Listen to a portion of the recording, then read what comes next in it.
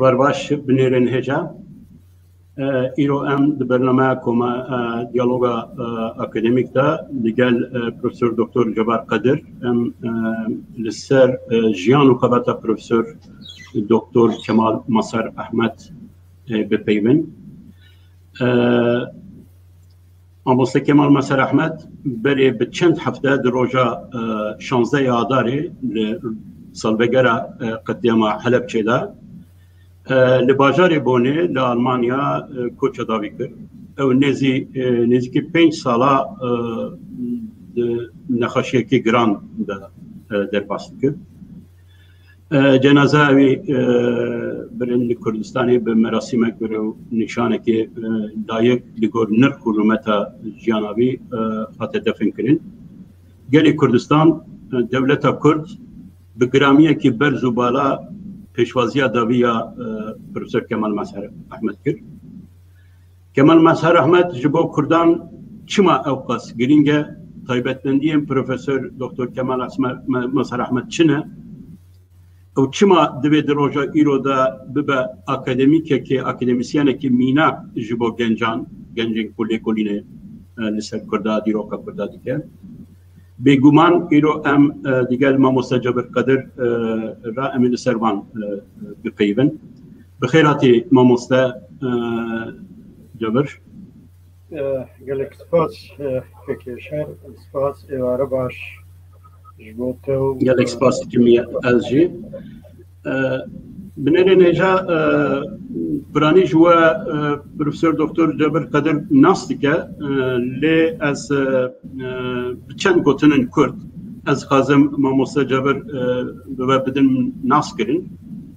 پروفسور دکتر جبر قدر در سال 1951 لکرکک آتیدنی در سال 72 دا بش دیروک دزانگه بغدای به پیلا یکم خلاص کریه در سال 1973 و 78 لانستیتویا روشلاتناسیا لموسکوای تزا دکترا به ناوی بزاوا نتوای کرد ترکیه دنابرا هر دو شهرین جهان دا نوبرا 1918 و 1939 ده در پاریزه یکو سرپرشتی تیزه دکن پروفسور لازرف و پروفسور حسرتیانن در سال 1978 در زانینگاه سلیمانیه ده به ماموسته و پشت زانینگاه چواتی زانن تیود گوهستن لحولری به ناوی ویجی ده به زانکو صلاح الدین در سال 1982 ده جه تید درخستن جبو زانینگاه مسئولی و جبو 8 سالان لور ما مستطیع دیگه. در سال 1990 دی ساود گهزن جبو زانینگاه صلاح الدینه و در آذر 1991 بر بسینورم باکوری کردستان و دروه اون زانن کوچا مزن یا کردن باشوره برای گور و شمدینانه در باز استانبول دبه و جورجی در باز هولندا دبه و دبه بنابرای سیاسی در هولندا.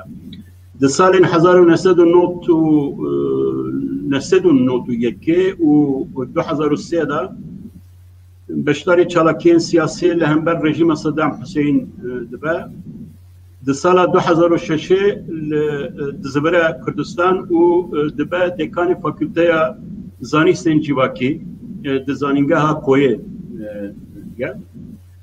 ده همان دمی داد به اندام اکادمیا کردی لهولره حیا 2016 اندامتیا اکادمی و سرنویسکاریا کوارا اکادمیه دیگه ناسینا من جبرگل پروفسور جبر قدر به چاقه دایا دمکو او در رهبریا اکادمیا کردی دا کار دکر به مناسبت که کنفرانس که نونتوی از وچاوی جناب جبر قدر من جنیزی و ناس کرد. در سال 2014 و 2015 دا آلیکاری سروک زانینگاه جیهان لسلیمانی دبه. در سال 2016 در کار برده و جاره کردن زوره هولندا gelek kitabên mamoste derheqa dîroka Kurdistan, Türkiye û Ewropayê heye. Nêzîkî 105 li kolînên vê ilmî zanistî weka gotarên zanistî henin, gelek kowar û navendên akademîk de. Her wiha divê em jî bîr nekin bibêjin mamoste Cabir di salên 2009 û 2011 de dibe şêwirmendê Serokvezîranê Kurdistan ji bo pirsên xwendina bala, xwendina bilind. Her wiha li ser dosyaya Kerkûkê şêwirmende û di hemîn demê de şêwirmendê wezîrê Wezareta Perwerdeyê dibe. Belê bi Kurtî wana bi Kurtî min bi awayî min xas mamoste Cabir bidim nas kirin lê hemîn lavê de divê mirov divê bibêje ku mamoste Cabir Qidir ê xwendevanê mamoste Profesör Doktor Kemal Masar Ahmed û dirê yabî de bi şanazî bi serberzî xebat û kar kiriye û mamoste ji nêzik ve nas dike. Mamoste Qidir em ê bêguman qal bi qal ser jiyana mamoste wê îro bipeyvin îşev. Lê dedê dema ku navekê tê holê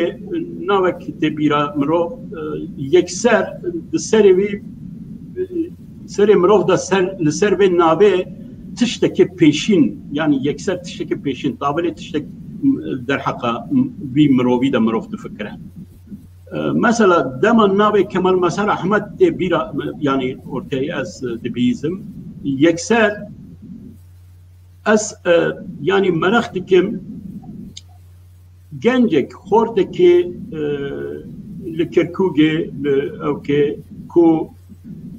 îdolên demê, qehremanên demê, gernasên demê hemû pêşmergenin, siyasetmedarın, şerbanin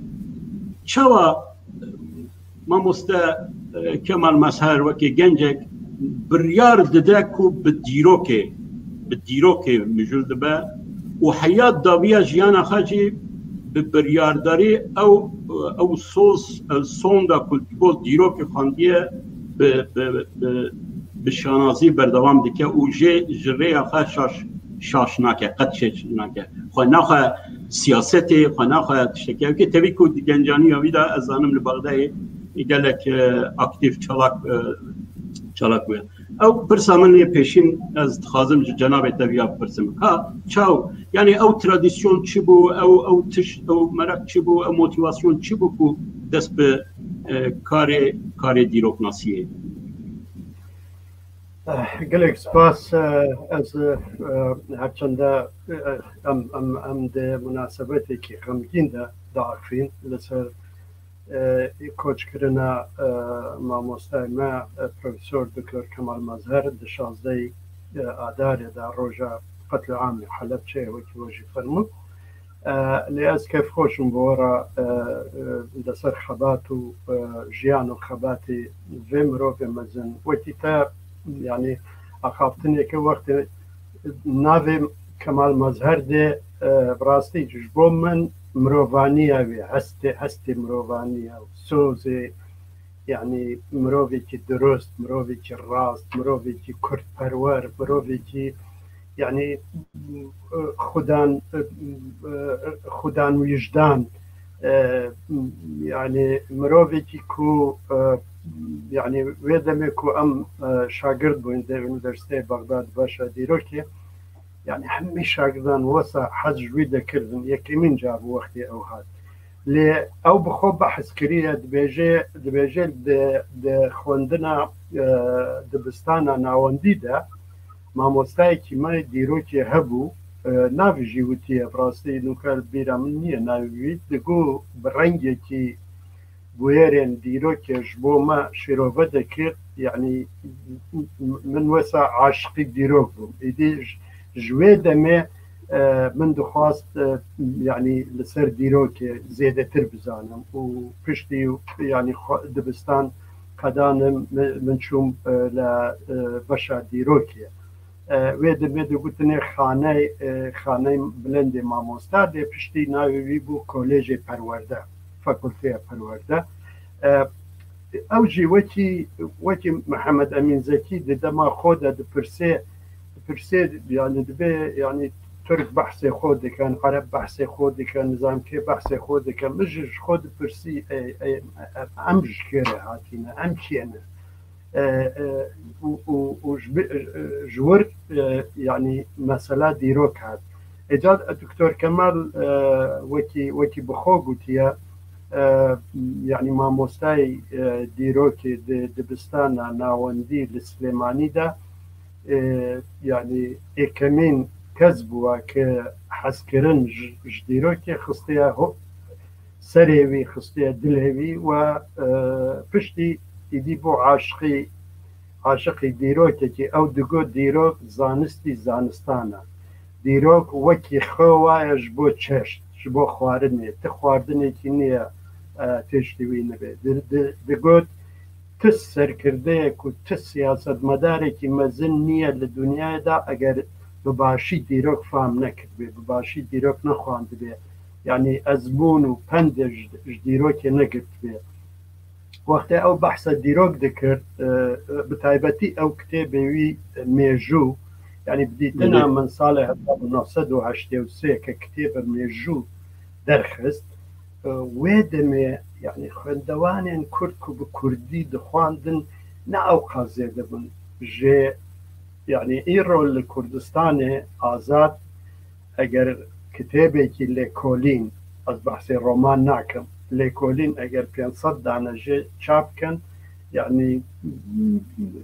یعنی بازار یعنی زەحمەتە تۆ سەرفی بکەی وێ دەمێ 10,000 دانەش کتێبی مێژوو هات چاپکردن و دنابەرێ 2 هەفتە یەک دانە ئەو جێیان کتێب دەفرۆتن نەما لور یعنی بنگەی وی کتێبێ ئەو بوو سیمینارێکی بوو لە ئونیڤەرسیتەیە بەسرە ئەو وەکی مامۆستایەکی میێوان بان کردبوون گاز کردبوون بەسرە لەور پێشکەش کردبوو لە باشووری عێراقێ ئیجا ئەو بوو بنگە دیرۆک چییە شتێرێ هاتیە چەواژ ئەفسانە و ئەو فیلۆسۆفین دیرۆکێ دەمێن جودادا و دابشکردنە دیرۆکش بۆ کەڤن سەدەیان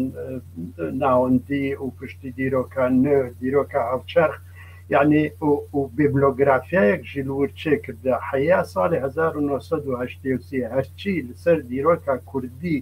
هاتیە نویسین بە کوردی تەبیعی ئەو لەور بەحث کردیە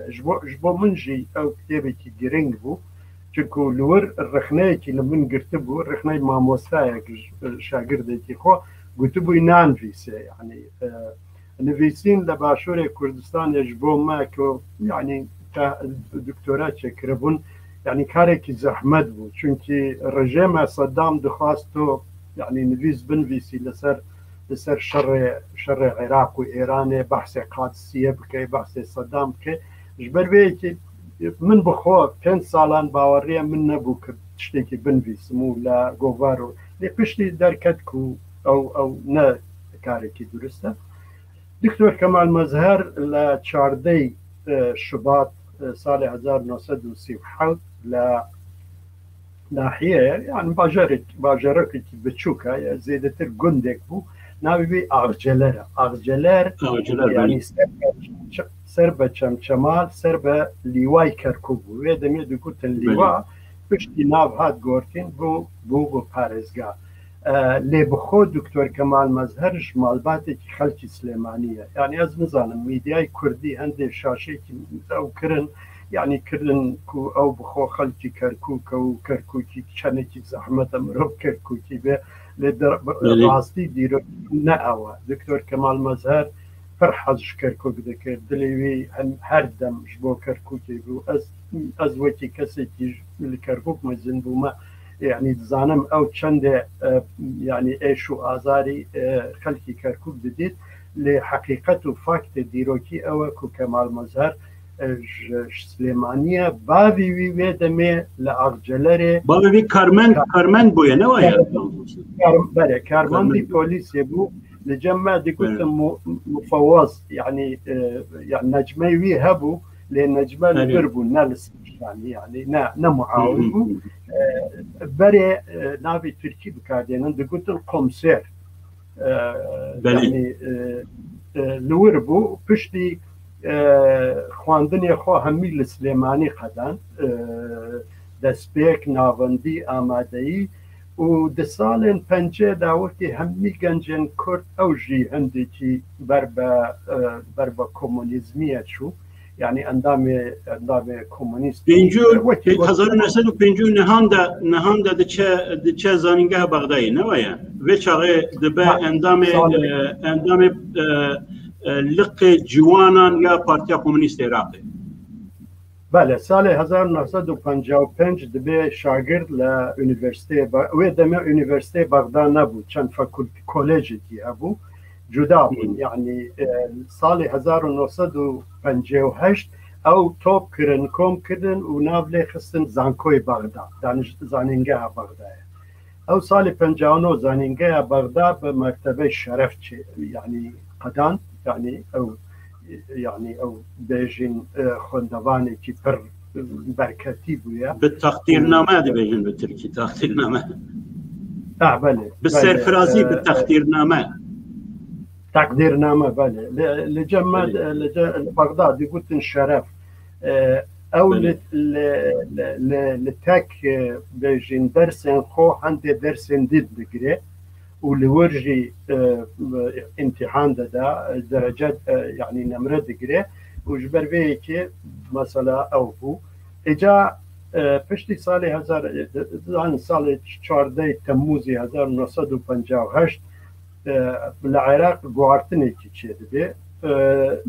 dîroka Iraqê navê wê danana şorişê 14 Temmûz lê ew bi xwe bi rastî bi hemî standardan kûdetayekî serbazî bû یعنی ئەو کەسێن کوچێکردن هەندێک کەس جوان هەبوو خەڵکی پڕ باش بوون نیشتیمان پەروەەر بوون ئەو بوون لێ خاصیەتێ ئەکسیۆن بخۆ یعنی کودەتا بوو کۆمەلێک ئەفسەرێن سوپایە دشەوێکیدا بڕیار دەگرن دەسەڵات بگرن دەست و ماڵباتە پاشاتی هەمی دکوژن ئیجا وێ دەمێ دکتۆر کەمال مەزهەرژی خواندنێ خۆ ساڵی 59 قەدان حکوومەتی عێراقێ بەرێ دزانن عێراق کۆلۆنیایەکی بریتانیا بوو لێ ساڵی 58 بەێ دەستپێک داگیرکاری بوو پشتی بوو مەندات حتا ساڵی 1932 di salê 1932 yani serbexweiyekî formal yani bi rastî İngiliz desalat di dest İngilîza bû lê hikûmetekî Iraqê hebû her tiştê hikûmet dikir lê bi şêwirmendiya Brîtanyan dikir wê demê êdî têkelî bi Rojava xirab bû û têkelî bi kampê Rojhilatê dest pê kir be Yekêtiya Sovyetê û peymannameyê Waş welatên Rojhilatê Ewropaya îca êkemîn grupê xwendevanên Iraqî şandin ji bo Rusya bo Yekêtî Sovyet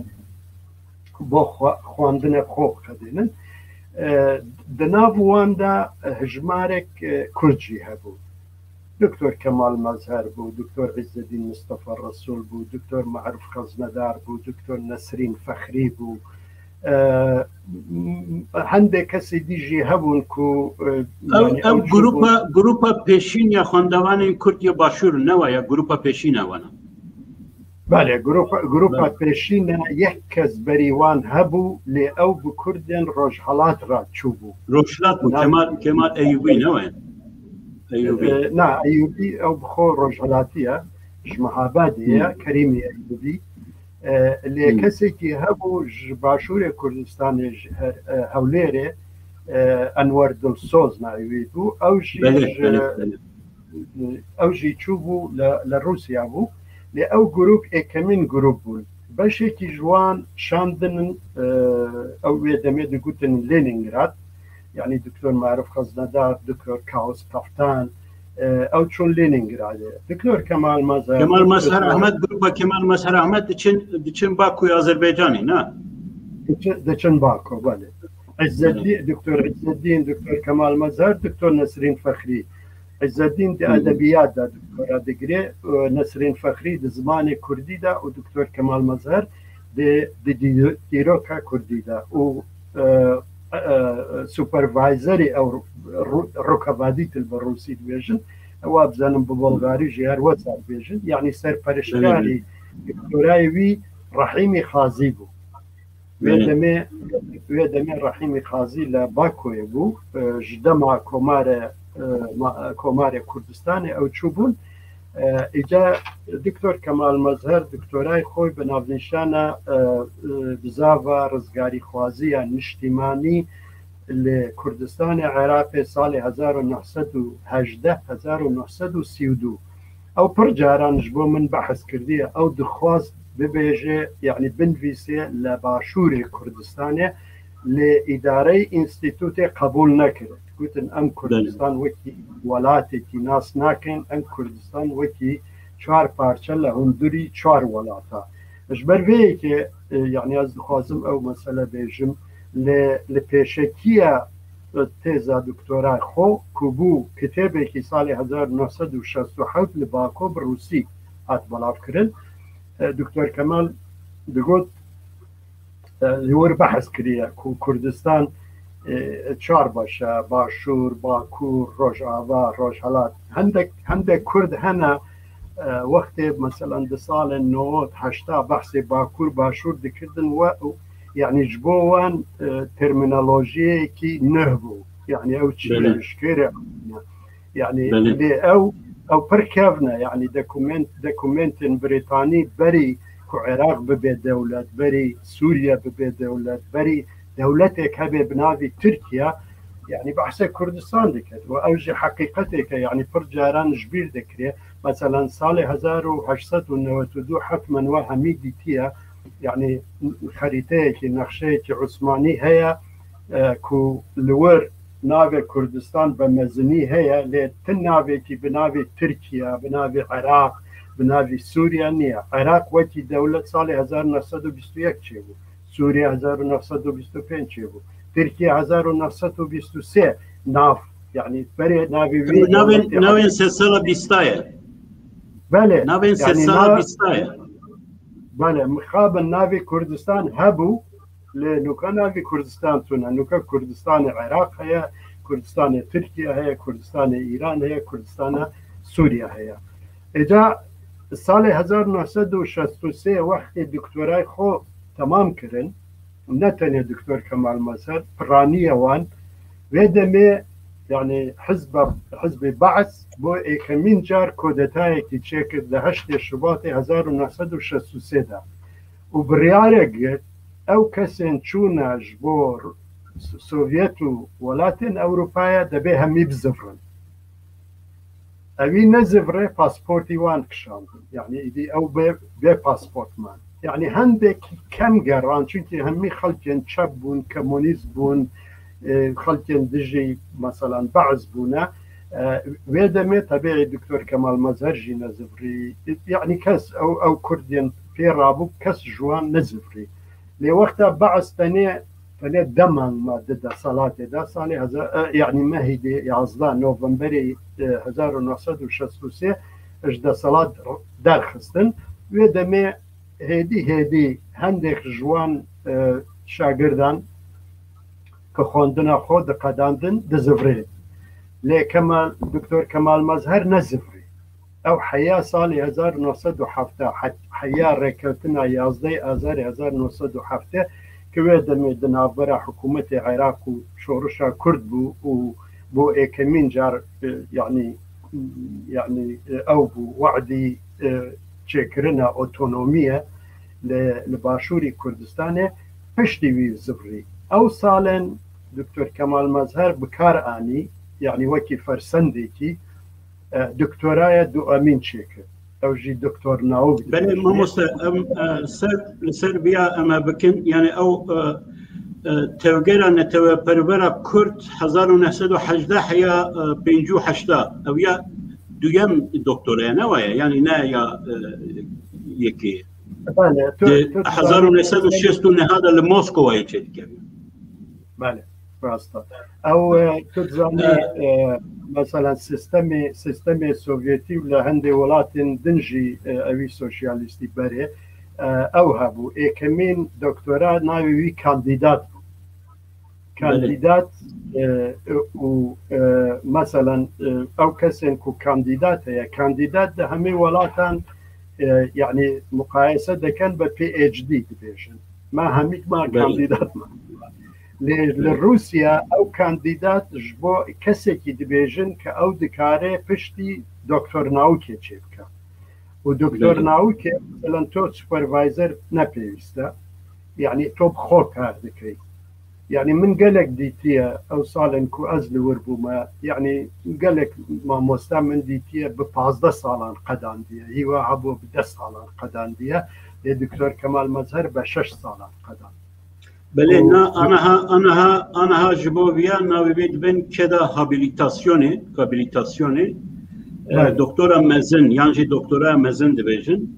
ما مستا بالتايبتي أو دكتورة يا دويم يا دكتورة مزن يعني كانديد يا دكتور زانيستي de tamamiya aknav akademisyen û lêkonîneran de qasî ez dizanim nîqaşekî mezin çêdike gengeşeyekî mezin durust dike nemaze yani hin navên ku di rojhilatnasiya Sovyetê de vêga vê navên pir navdar bûn Türkolog Müller ew hebû Hubert Evans û hatta ew mamosteyê ku serpereştiya kedate kiriye hasretiyan bele ew din encama parastina Doktor Masar Ahmed de nêrînên xwe digoherînin di hin çend baran de di çend xalan pirsgirêkên girîng de nêrînên xwe digoherînin yek ji wan mesele جنوسيدا أرمينيا دويام مثلا سرهلدانا الشيخ سعيدة يا كو هيا بيجا بي د أو كده د شرقية ناسية ده وكا سرهلدانا كي ارتجاعي كونه برست وعلاقات بإنجليزان د وكا دستواردان إنجليزان ده تفكرين لê hin ciwan eşkere bi îtiraf kirin ku de encama parastina û bi elmî realîstiya ew kê yani Kemal Mazhar ew ji nêrînên xwe dev ji nêrînên xwe berdar in. Çek tikarî behsa ya bikî بله دکترای ناوکیوی 735 روپله سه برگن سه جلدن من بخو يعني دما كو دكتوراه خوشة دكت إلى كتابخانة لينين من درخست و يعني سوجي ورقد الدور دا كومالك زانياري نه آنية بتايبتي أو چافکانیان بریتانی بکارانیه چافکانیان عربی بکارانیه چافکانیان فارسی کردی پرکم بون طبیعی و دمه لگن چافکانیان روسیا و شیروو و لیکولین نه چکریه جبر ویه که دکات دما دیسکوسیونا یا یعنی مناقشه کرنا دکتورای وی او ناوین کتوگود بتایبتی میلر نوویچف دانسیک اوانا د پروتوکول دا نویسین دبر روناهیه زانیاریان تیزا دکتور ناوکی کمال مظهر ام دبه به دیتنین خودا لسر بزاوین کردی چونکه جبوان مثلا من بخود در خستیه او تشتن کد سالن سی او دما ستالین بتایبتی هاتنا نویسین همي او فيودالن او دخوازن يعني لهمبري چاکسازی و ریفۆرمێن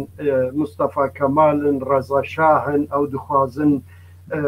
جارێکی دی خلافەت بزەڤرێنە ئەو دخوازن تەریقەتە دینی بەهێز بکەن ئەو بە ئاڵتونە بە زێرە ئینگلیزە خۆ یعنی سەرێوان تێک چوویە هەم دیتن ئەو بوو ڤاسیلیێڤ و پڕ ناوان هەبوو کووەسا دەگوتن لێ پشتی مناقەشەیە دکتۆرایە دکتۆر کەمال مەزهەر و بڕاستی لێکۆلینێن مانڤێل ئەرسینەڤیچ حەسراتیان ژی وێ دەمێ دکتۆرایوی حەسراتیان ساڵی 1956 بوو بنهێنی بوو نەدکاری ببینێ یعنی مناقەشەژی بنهێنی کردبوو نەبا ترکیا عاجز بێ ئەو تشتێن لەسەر دۆزە نەتەوان لە ترکیا ئەو بخۆ یعنی دۆستێکی پڕ نزیکی من مرۆڤێکی پڕ هێژا بوو دا من گوت بخۆدا لە هیچ دەرێکی ڕێفرانس مەدە نابێ چونکی ئەو یاساغا ئەو ڕەنگێکی نهێنیە لێکۆلینێن پشتی ساڵی 1961 مانڤێل ئەرسینەڤیچ حەسراتیان تەبیعی ئەو ناوێ خۆ بە چەند جۆر نوویسیە لە جێگەیەک نوویسیە ئەسراتیان لە جێگەیەک نووسیە گەسراتیان لە جێگەیەک نوویسیە دیسارۆف لە جێگەی هەر یعنی چونکی چەند ساڵێک ئەو لە ترکیا کارکرێت ترکیەکی پڕ باش دزانی و ئەرمەنی دزانی تەبیعی ئەو بخۆ ئەرمەنی ئازەربایجانێ بوو کوردستانێ ساڵی 1961 یەکەمین لێکۆلین بەڵاو کرد لەسەر ڕەوشە کوردان لە ترکیا ئەو دیتنێن وی و پشتی طبیعی دکتۆرای ناوک چێ کرد و کتێب نوویسی ئەو نوویسی کتێبێکی وی هەیە ئەس باوەڕم ئەو بوویە ترکی بەڵێ ترکی هەیە و چەند شتێویژی من بە تەرجمە کردی بوو بە ترکی چەند مەقەلەی وی بتایبەتی مەقەلەیەکی وی لەسەر جەمیەتە ئازادی و خالدی جیبران هەیە یا بڕاستی ئەو هەن دانەیەن و بکار ئانیە بڕاستی ئەو دانەیان ئەو چاوکانیان دەستی کەسی دەتن هەیە لەسەر جەمیەتە ئازادی نویسە مەقەلەی علمی یاکو هەرێ باش اكو من خانديه جترفي حسرتيانه لي حسرتيانه امبجن دويم يعني حسرتيانه كو بشتي باراستنا ما مست مسار احمد ام مصابيجن بله طبيعي او زانياريان كو كمال مظهر احمد بيشكش كربو يعني پر دگمن بون پر نه بون جبو يعني تتزاني ليكيتي السوفيت او ديواري آسني كدقوتين بيوندي وان بدنيا نبو يعني تشافكاني ندقيشتوان او نكده كارين يعني او كردناسين لورن بلنگاز بون دقوتن هركز تركولوج ديچه تركيا عربيز ديچه ولاتن عربي ايرانيز ديچه ايران لأوي يعني اوي ببه كردولوج ايدي تمام همي دنيا جوي هاتيه قفات كرن او نکاره بچه او دشمنی وان دولتان سیر دکن جبر وی که او يعني او فيري زماني كردي نبون يعني زيادتر مثلا كي وقت لازارف كو براستي يعني كردولوجي هر الناس كريه مثلا كتي سوفيت و بشتي لروسيا جي او جبر وی که پر لهندوري كردستاني ندوا كولي او زيادتر بحثي پەیوەندیە ناودەوڵەتی دەکرد چونکە دکاری هەندێ بە ئەڵمانی بخۆنێ هەندێ بە ئینگلیزی هەندێ بوی لێ ئەو زمانێن ڕۆژهەڵاتی نەتزانی زانیاریان دکتۆر کەمال مەزهەر لەوەر ئەو کەسن بۆ وجدان بوون تەبیعی چونکە هەردەم خەڵکێکی وەساما کو بڕەنگێکی دی لە مەسەلا کورد دنەڕین و لەڤەرژی من بچاوی خۆ دیتیە ئەو کەسێن تەتەر بوون کەسێن ئازەری بوون کەسێن نزانم ئەو بوون پر ڕۆڵێکی وانی خراپ هەبوو لێ بناوی ئینتەرناسیۆنالیزم و بناوی کۆمۆنیزمێ لێ ئەو یعنی تورکچێتی خۆ بکاردانین بۆ ڕەشکردنە شێواندنە دیرۆکا کوردان لێ پشتی ئەو نەویە نە یعنی زانی من جارێکی لازەرێ پرسی من گو یعنی تۆ من دەزانی ئەو لەسەر وڵاتێن عەرەبی کار دەکرد دکتۆرای خۆی ئێکەمین لەسەر نەمانە دەسەڵاتە عوسمانی لە ڕۆژهەڵاتی عەرەبی وەسا بوو من گو چاوا تۆ من پرسیار کرد گو مامۆستا چاوا بوو تۆ بڕیارداک و دەڤژ عەرەبیستکە وەرگری و خەریکی کوردان بوو گۆ ئەو بڕیاری حەزب بوو بڕیاری من نەبوو گوت وەختێ شۆڕشە ئایلوول لە باشووری کوردستانی دەست پێ کرد مە ڕۆژێکی گازکردن گوتن سەربە یعنی لە کۆمیتا مەرکەزی حزب ئەمر هاتیەک و ئەم گروپێکی چێ بکەن لەسەر کوردان لێکۆلین بکەن ئەم بزانین یعنی سەرکردایەتی حزب و دەوڵەتێ فام بکە ئەو چ دەقەومێ ئەو کێنە چ دەخوازن پەیوەندیوان بکێرا هەیە گوت گروپێکی چێکردن ژمن و خاڵفین مەوەسا فکری گوت ئەگەر ئەم ساڵی 61 دەست پێ بکەین ئەم تشتێکی فام ناکەین ژبەر وەیەکێ ئەم زڤڕین ئەم بزانین کۆکا دۆزا کورچی کوێوە دەست پێ دەکە ئەزی وەسات بێژم دماهیە 100 ساڵە 18 و دەست پێکە 100 ساڵە 19 دەست پێ بکە تەبیعی ژبەر وەیەکێ خالفین 100 ساڵە 19 گرت و کتابێ خۆ ساڵی 63 دەرخست ئەو ململانێ لەسەر کوردستانێ ئەم دەبێژین تێکۆشین بۆ کوردستان بنێ نا تێکۆشین بۆ کوردستان نییە ئەو بەربازە کوردستان بەس بەربار دەنابەری کێدا دەنابەرە دەوڵەتێن ئیمپریالیست یعنی بۆ ئەوی کۆنترۆلی کوردستان بکەن نەک بۆ بەربای کورد بۆ ئەوی کوردستان ئازا بکات بەربازە کوردستان یعنی بە عەرەبی دەبێن سراع نزانم تۆ عەرەبی دزانینە بە کوردی ئێمە دەبێژین ململانێ منافەسە یعنی منافەسەی هەفتوو دکەن ناکۆکی و عنوانی دووەمژی ئەوە کو یعنی دەبێ کوردستان دەپەیوەندیە نێودەوڵەتیدا و لازەرێف دەست پێ دکا ساڵی 1991 ئێکەمین کتێبەوی ساڵی 64 دەردەکەوێت کوردستانی کوردسکە پرۆبلێمە کوردستان و پرۆبلێمە کوردان تەبیعی وێ دەمێ ئەوژی زانیاری پڕ نوێهانی بوو لێبەری ساڵی 1970 بوو ئەو 1991 حتا 1970 ئەرمن پڕ رەخنەشوی گرتن چونکە یعنی گوتن پڕ دەڤەرێن ئەوی کودبێژنێ ئەرمینیا ڕۆژاوا ئەرمینیا گوتن کریە کوردستان وەکی بەشێکی کوردستان لێفە لێ لازەرێف تەبیعی جارێکی دی وەختێ پێشکەش کرد وەکی دکتۆرا کرد بە کورد ستیڤە پرۆس مەسەل پرسا کورد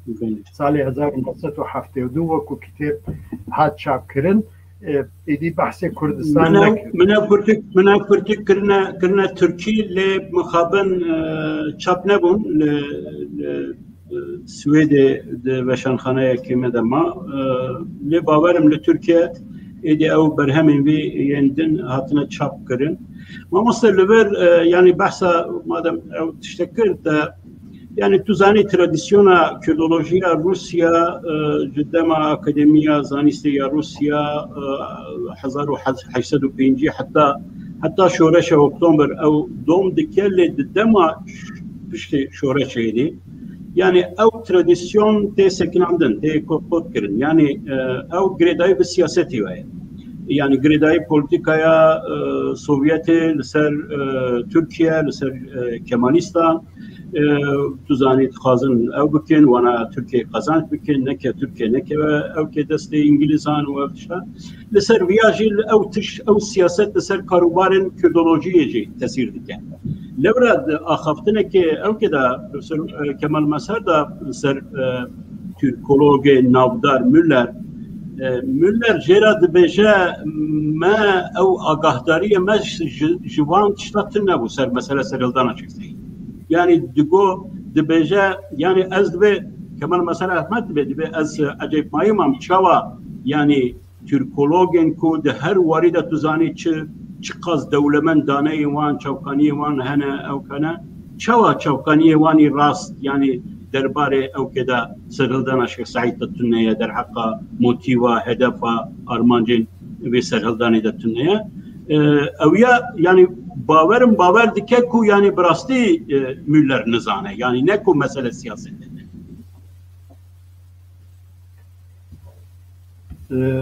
يعني از باور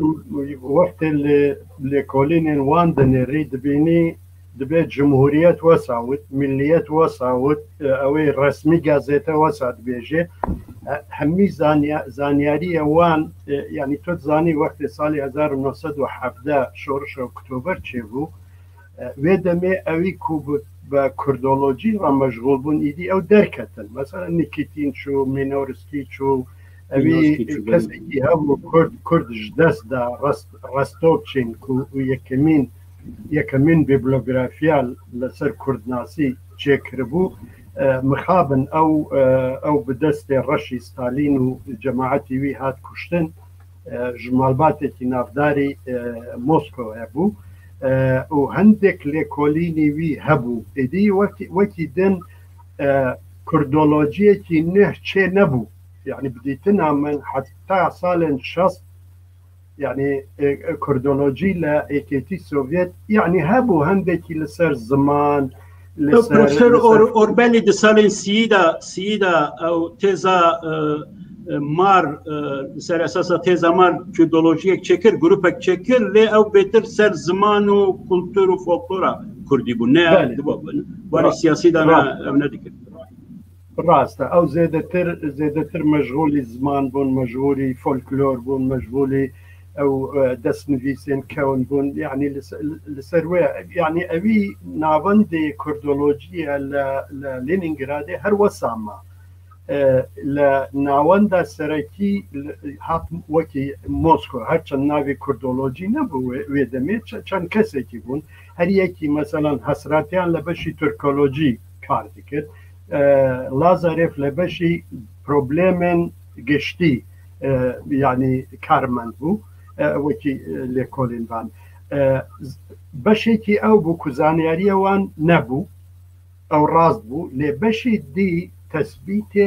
تثبيت ايديولوجي بو ايديولوجيا ستالينيزم كو هر بزاوكي كو فكركار سرکردایتی نکرده او بزاوکی برجوازی یا بزاوکی نتویی بو دبا سوویت دجیبه و طبیعی برجواندی خوش بو لگل ترکیه و لگل ایران گرنگ بو لازارف لور پر تثبیت گرنگی ویه دبه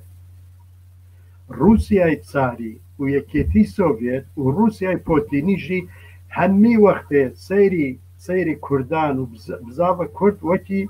وكي رولكي يعني فونكسيونيكي ببينن جبو خدمتي دركي تر وكي دوزكي نتوي وكي قالكي خبات دكاكو آزاد بده وسانا بينن او دما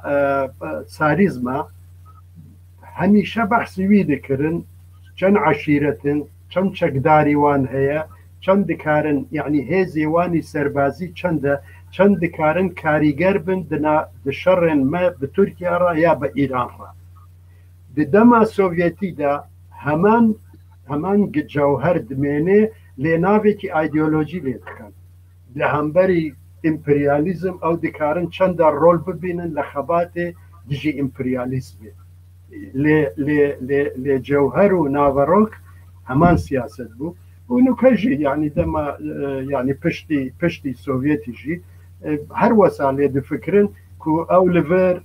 بأمريكا رانا معناه خدمتي برجواندية روسيا ناكن معناه دبي ام لهمبري والدين عيني تشت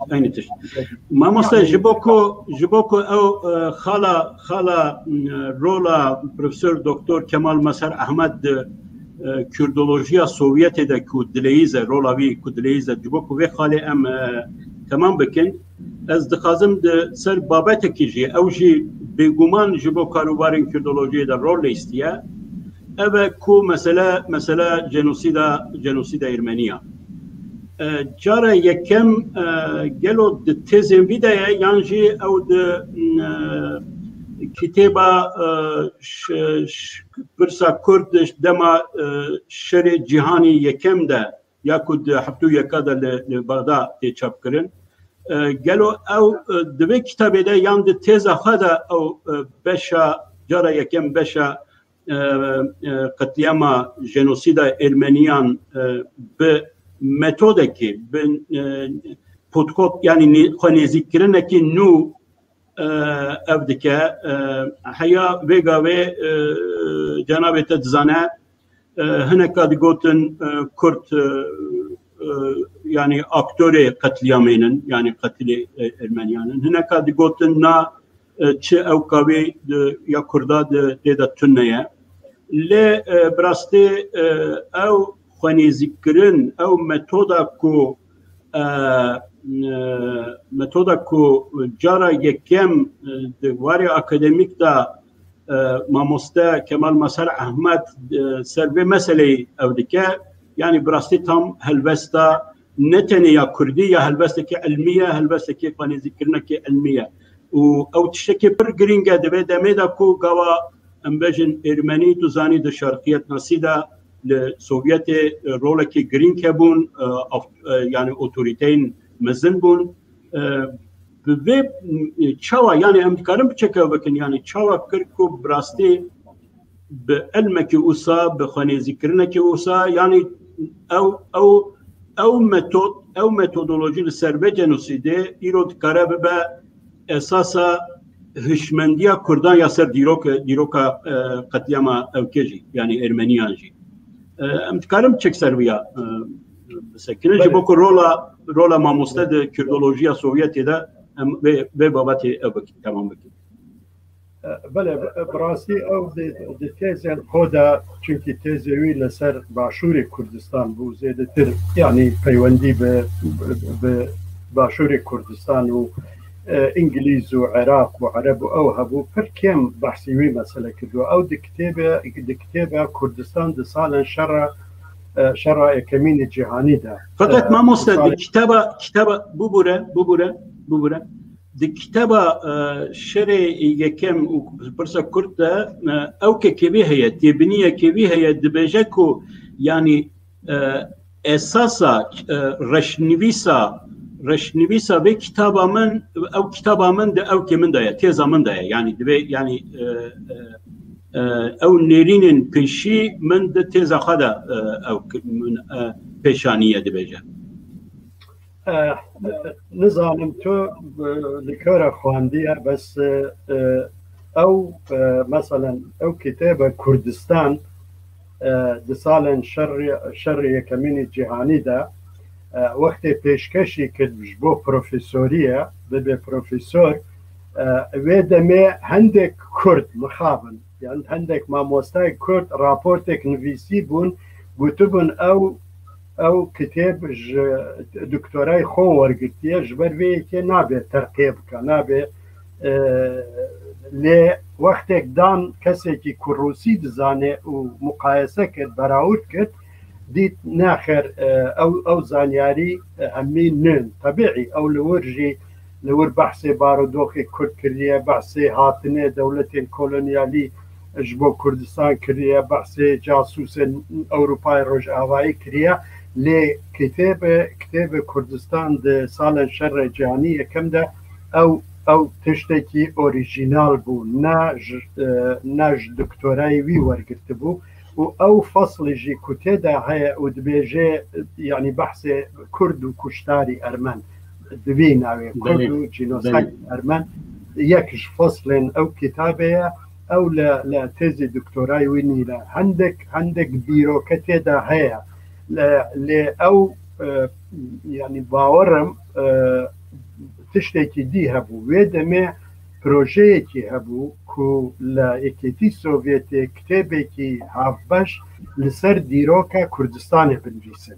و داخوازیش کمال مظهر کردن کو او بشه بجن سال 1918 حتی 1920 58 ئەو بدویسێ ئەو کتێب دەرنەکرد پشتی 30 ساڵان 1999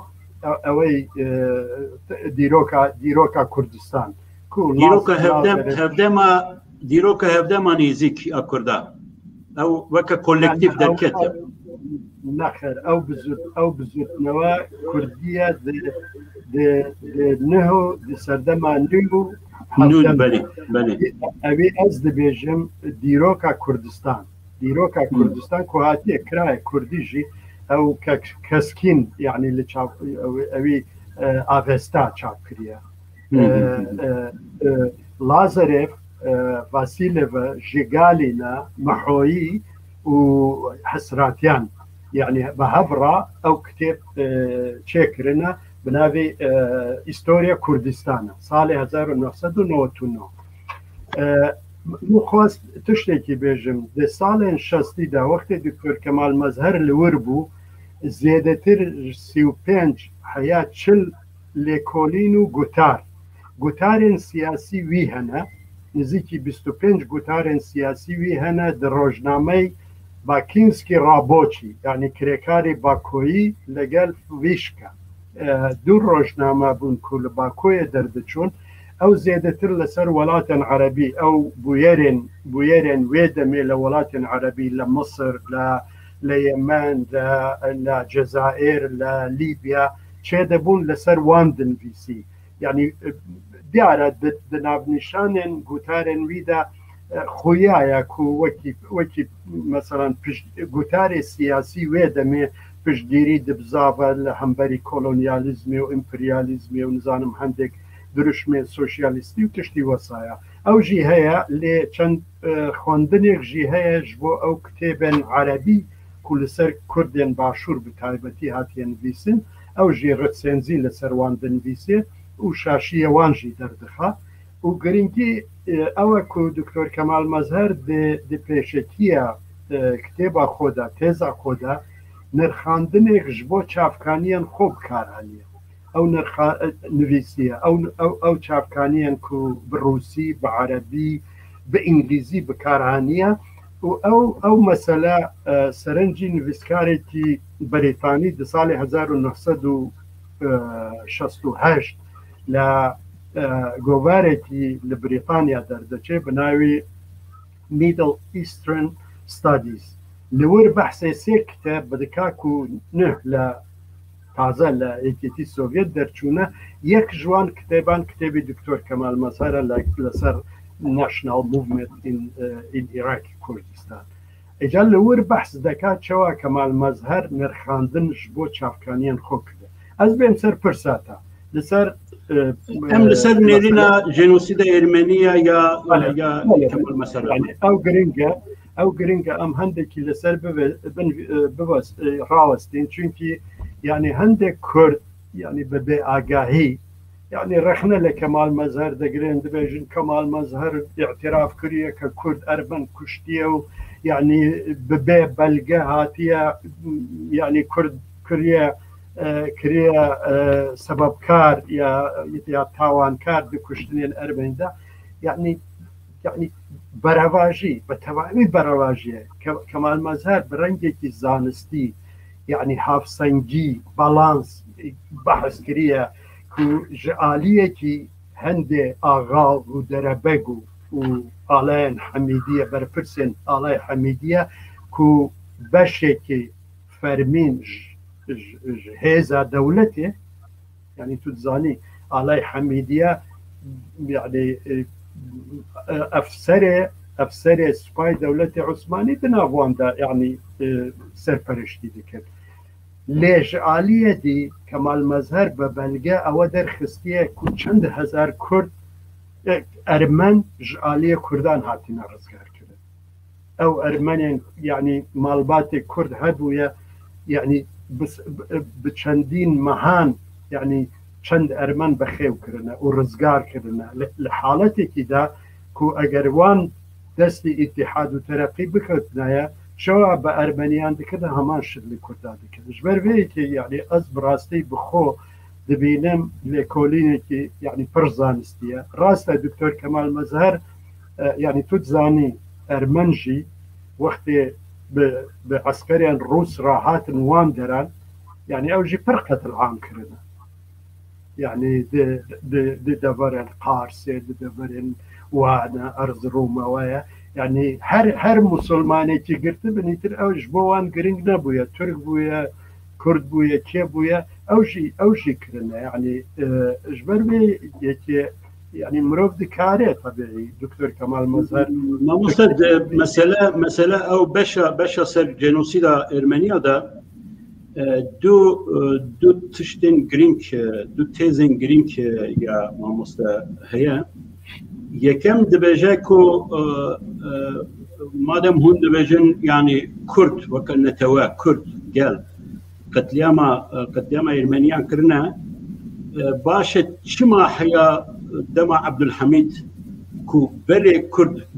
bêhêztir bûn li Kurdistanê dema de evkidin xwedî mîrektî bûn xwedî hêz bûn xwedî ev bûn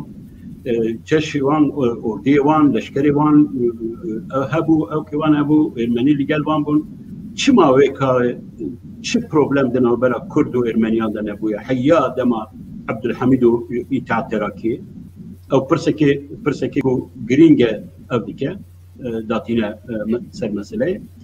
lê ya duyem jî piştê ew konferansa Berlînê piştî ku Balkan xilas dibin piştî ku ew mesele Ermeniya dibe êdî meseleyekî navnetevî û siyasî êdî komîteyên Ermenî ewkê neteweperwer ya Ermeniyan derdikevin mesele navbera Kurd û Tirka birastî dibe êdî problemekî siyasî êdî meseleyekî siyasî û Osmanî jî ew ê Tirk jî îtîad Terakî jî dixwaze her du gelan her du milleta ew bike bide hevdû Rûs jî em bijin wê rolê dileyîzin ew dikin li wir mamoste birastî pir bi mirovperwerî û pir bi elmî nêzîkî ser meseleyê dibêje nêrînên Kurda jî dibêje yani du nêrînên Kurda heye mesela nêrînên şairê Kurd neteweperwer Hacı Qadirê Koyî dibêje yani evê Kurdistan ve bikin Ermenistan Kurd yani behsa endişe û fikarên Kurda jî weke faktör datîne li ewkê lê aliyê din jî dîsa neteweperwerên Kurd weka Rojname Kurdistan û evê tiştên ya em bêjin Mithat Bedirxan û Abdulrazak Bedirxan ew behsa wan jî dike ku ew gazê Kurda dikin ku nekevin lîstikên îtîad Terakî û evka yani îradeya Kurdan siyaseta Kurdan eger wek rewşenbîrî wek îradeya netewî eger lê ew bikî pişmendiya Kurdiyetî eger lê li ser esasa viya analîza wê bikî pişmendiya Kurd gazê qetliyamê nekirine pêştar nebûne yani ez wisa dibînim ku ew nêrîna Kemal Mezher Ehmed ku em û Ermenî eger Ermeniyên elmî li mesele mêze bikin akademîkî li me mesele mêze bikin di vê potkolê di vê xwelêzîkirinê de mirov dikare ewkekî hewbeş nêrînekî hewbeş li ser mesela jenosîda Ermeniyan pêk bîne بله طبیعی تو او پر عالیه عالیه که مثلا تو زانی حتی برای تنظیمات يعني يعني اوی لدولت میلکی کردان هبو بله مسلمان هبو و غیر مسلمان هبو لی وقت کو ولاتن گلن بلقانه يعني آزادی خود خوازن و نتوه پروری پیدا دبه و حرکتی که اربنی پیدا دبه و يعني پشتیوی تو زانی بره آغا و خودان آخ همی کرد بونه ارمان زیادتر باجران و خریکی پیشه بونه و کارن او کرنه و فلاحی بونه يعني از باورم يعني فلاح جور هاتیه کو او زیادتر بفلاحی را کار کردن بله او به وضع خو دوی وارده راضی بون لی وقتی نتوه پروری پیدا دبه نخیلی او دخوازن يعني برنگی که دی يعني بوان را يعني معامله بکره مەترسی ئەرمەنیان لەسەر کوردستان یعنی پڕمەزن بوو. یعنی تۆ دبینی ئەگەر سەیری پەیماننامە سیڤەر بکەی ئەو نەخشەی بە پەیماننامە سیڤەر هەیە، یعنی پڕانیە کوردستان بووە بەشێک ژ وڵاتی ئەرمینیا نەوایە. و پشتی یعنی وەختێ شەریف پاشا و بۆغۆس نۆبار پاشا ڕێک دکەوتن، ئەو باشترین بەلگە بوو بەدەستی مستەفا کەمال و کوردان بخۆرە. دبینن شەریف پاشا کوردستان فرۆتیە میدایە ئەرمەنە دایە گاورە اونچەوە قبول دکەن وشتیوە. یعنی مەترسیەکی نیگەرانی و ئەندێشەی کوردان لەسەر پلانێن ئەرمەن و بڕاستیژی پلانێوانی فراوانخوازی پلانێوانی داگیرکاری یعنی پەر دیار بوون خویا بوون.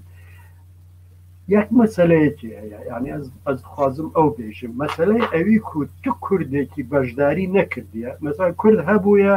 ji بۆ مالێوان ji بۆ ماڵ و سەروەتێوان بەشدار بوویە، خواستەتی یعنی ئەو تشتیوان هەیە دەوڵەمەندن، پارەیوان هەیە، ئاڵتونیوان هەیە، نزانم چیوان هەیە تاڵان بکە. و ئەوژی مەسەلەیەکە کورد نکارە یعنی ئەمش باشووری کوردستانێ دە ساڵێن هەشتێدا لە ئەمفالێ کوردی تاڵان دکرد. حزبێن کوردی کوشەڕ دەکەن هەفتوو تاڵان دەکەن. یعنی سەدام حوسێن چاوکانیا مامۆستا کەمال مەسەر ئەحمەد سەر بەشە ژێنۆسیدە ئێرمەنیاندا چاوکانیەک هەیە ئەوکە ترکان دکە، یعنی کۆموتانی ترکان دەگرە. وی گوتیە یا ئەم چقا زۆرێ ددن کورد وان ناکوژن، یعنی کورد وان تونە ناکن لە تەنێ ماڵێ وان سەروەتەوان جوان تستینن وان زندی دهێلن، یعنی ژندی هێلن. ئەو کەکە وساژی نێرینێکی وساژی هەیە. باشە مامۆستا ئەم تۆ دەرحەقە مەسەلە ئێرمەنیان و نێرینێ کەمال مەسەر ئەحمەددا تشتێ تو زێدە بکی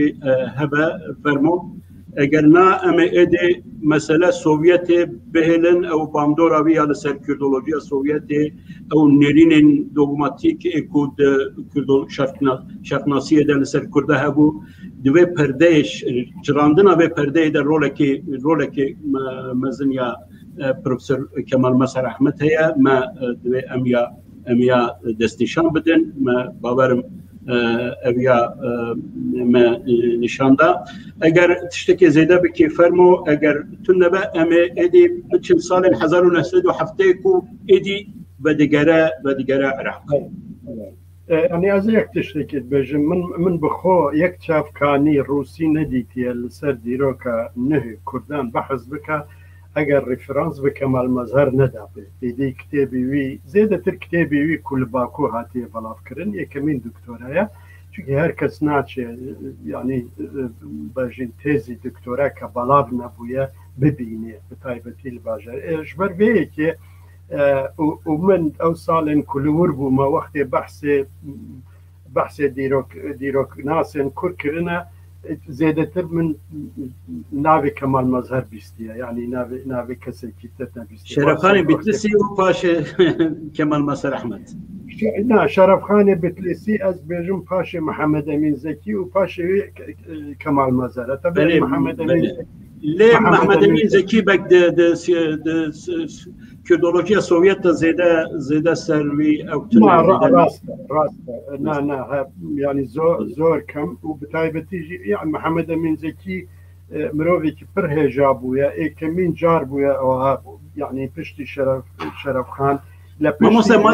مەسەلە شەرەفخان و محەممەد ئەمین زەکی بەکرد تا شخوا ئەو کەکێتە هەیە باوەرم لێنونەکێتە هەیە دەبێژیت دوو سێ قۆناغên dîroknasiya zanîstî ya Kurd heye. Yekem yani bavek dîrok zaniya Kurdî Şerefxanê Bitlisî metoda vî heye, nêrîna vî dîroknasî heye, ne tenê dîrokên Lîsvandiye metodolojiya vî heye. Ya duyem qonağa ku bi Mehmed Emîn Zekî bek taybetî dest pê dike, dom dike. Qonağa sêyem jî tu dibêjî qonağa ku bi Kemal Mesar Ahmed ne waya? Bele, rast. دەزانی دەنابەری واندا یعنی وەکی میناک دەنابەری شەرەفخانی بیتلیسی و محەممەد ئەمین زەکیدا هەندێک دیرۆکوانن هەنە لێ ئەو دیرۆکوانی لۆکاڵن يعني مثلا زيادتر اواني كولا لميرنشين اردلان هاتنا اري بله اجا نابر محمد امين زكي وكمال مظهر شنده كس حنا لسر ديروك نفيسينا لاوجي او نكارنا يعني ايرو ببرسج دخندوانا رنگ يعني كم كس يعني بيري وابي مثلا وبرنجكي يعني كمال مظهر اكمين ديروكواني كرده يعني از كارم بيجم مثلا تايبتي لباشور كردستان لروجالات كردستان شرنگ وسابي عبد الرحمن قاسم له دكتابة خدا يعني هندكي وقت مثلا كردناسن يكتي سوفيت ريفرانس ذكرن يكمين كرد وكردستاني عبد الرحمن قاسم له بله دكتور كمال مظهر دركت بحثي وي ذكرن كمال مظهر بميثودكي زانستي وكسيكي كو ام دبيجين كرسي ديروكواني بويها ماده ديروكواني بويها ماده ديروكواني جناب الدزاني وكي ديروكواني كي كو سوسيولوجي ديروكوان كو زانينا مثلا ديروكا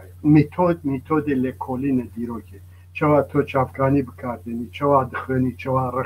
رخنه لدگری زانینا زمان دکتر کمال مظهر کردی عربی فارسی انگلیزی روسی زانی از نظرم چند آذری این بویش او سالانه لور بویه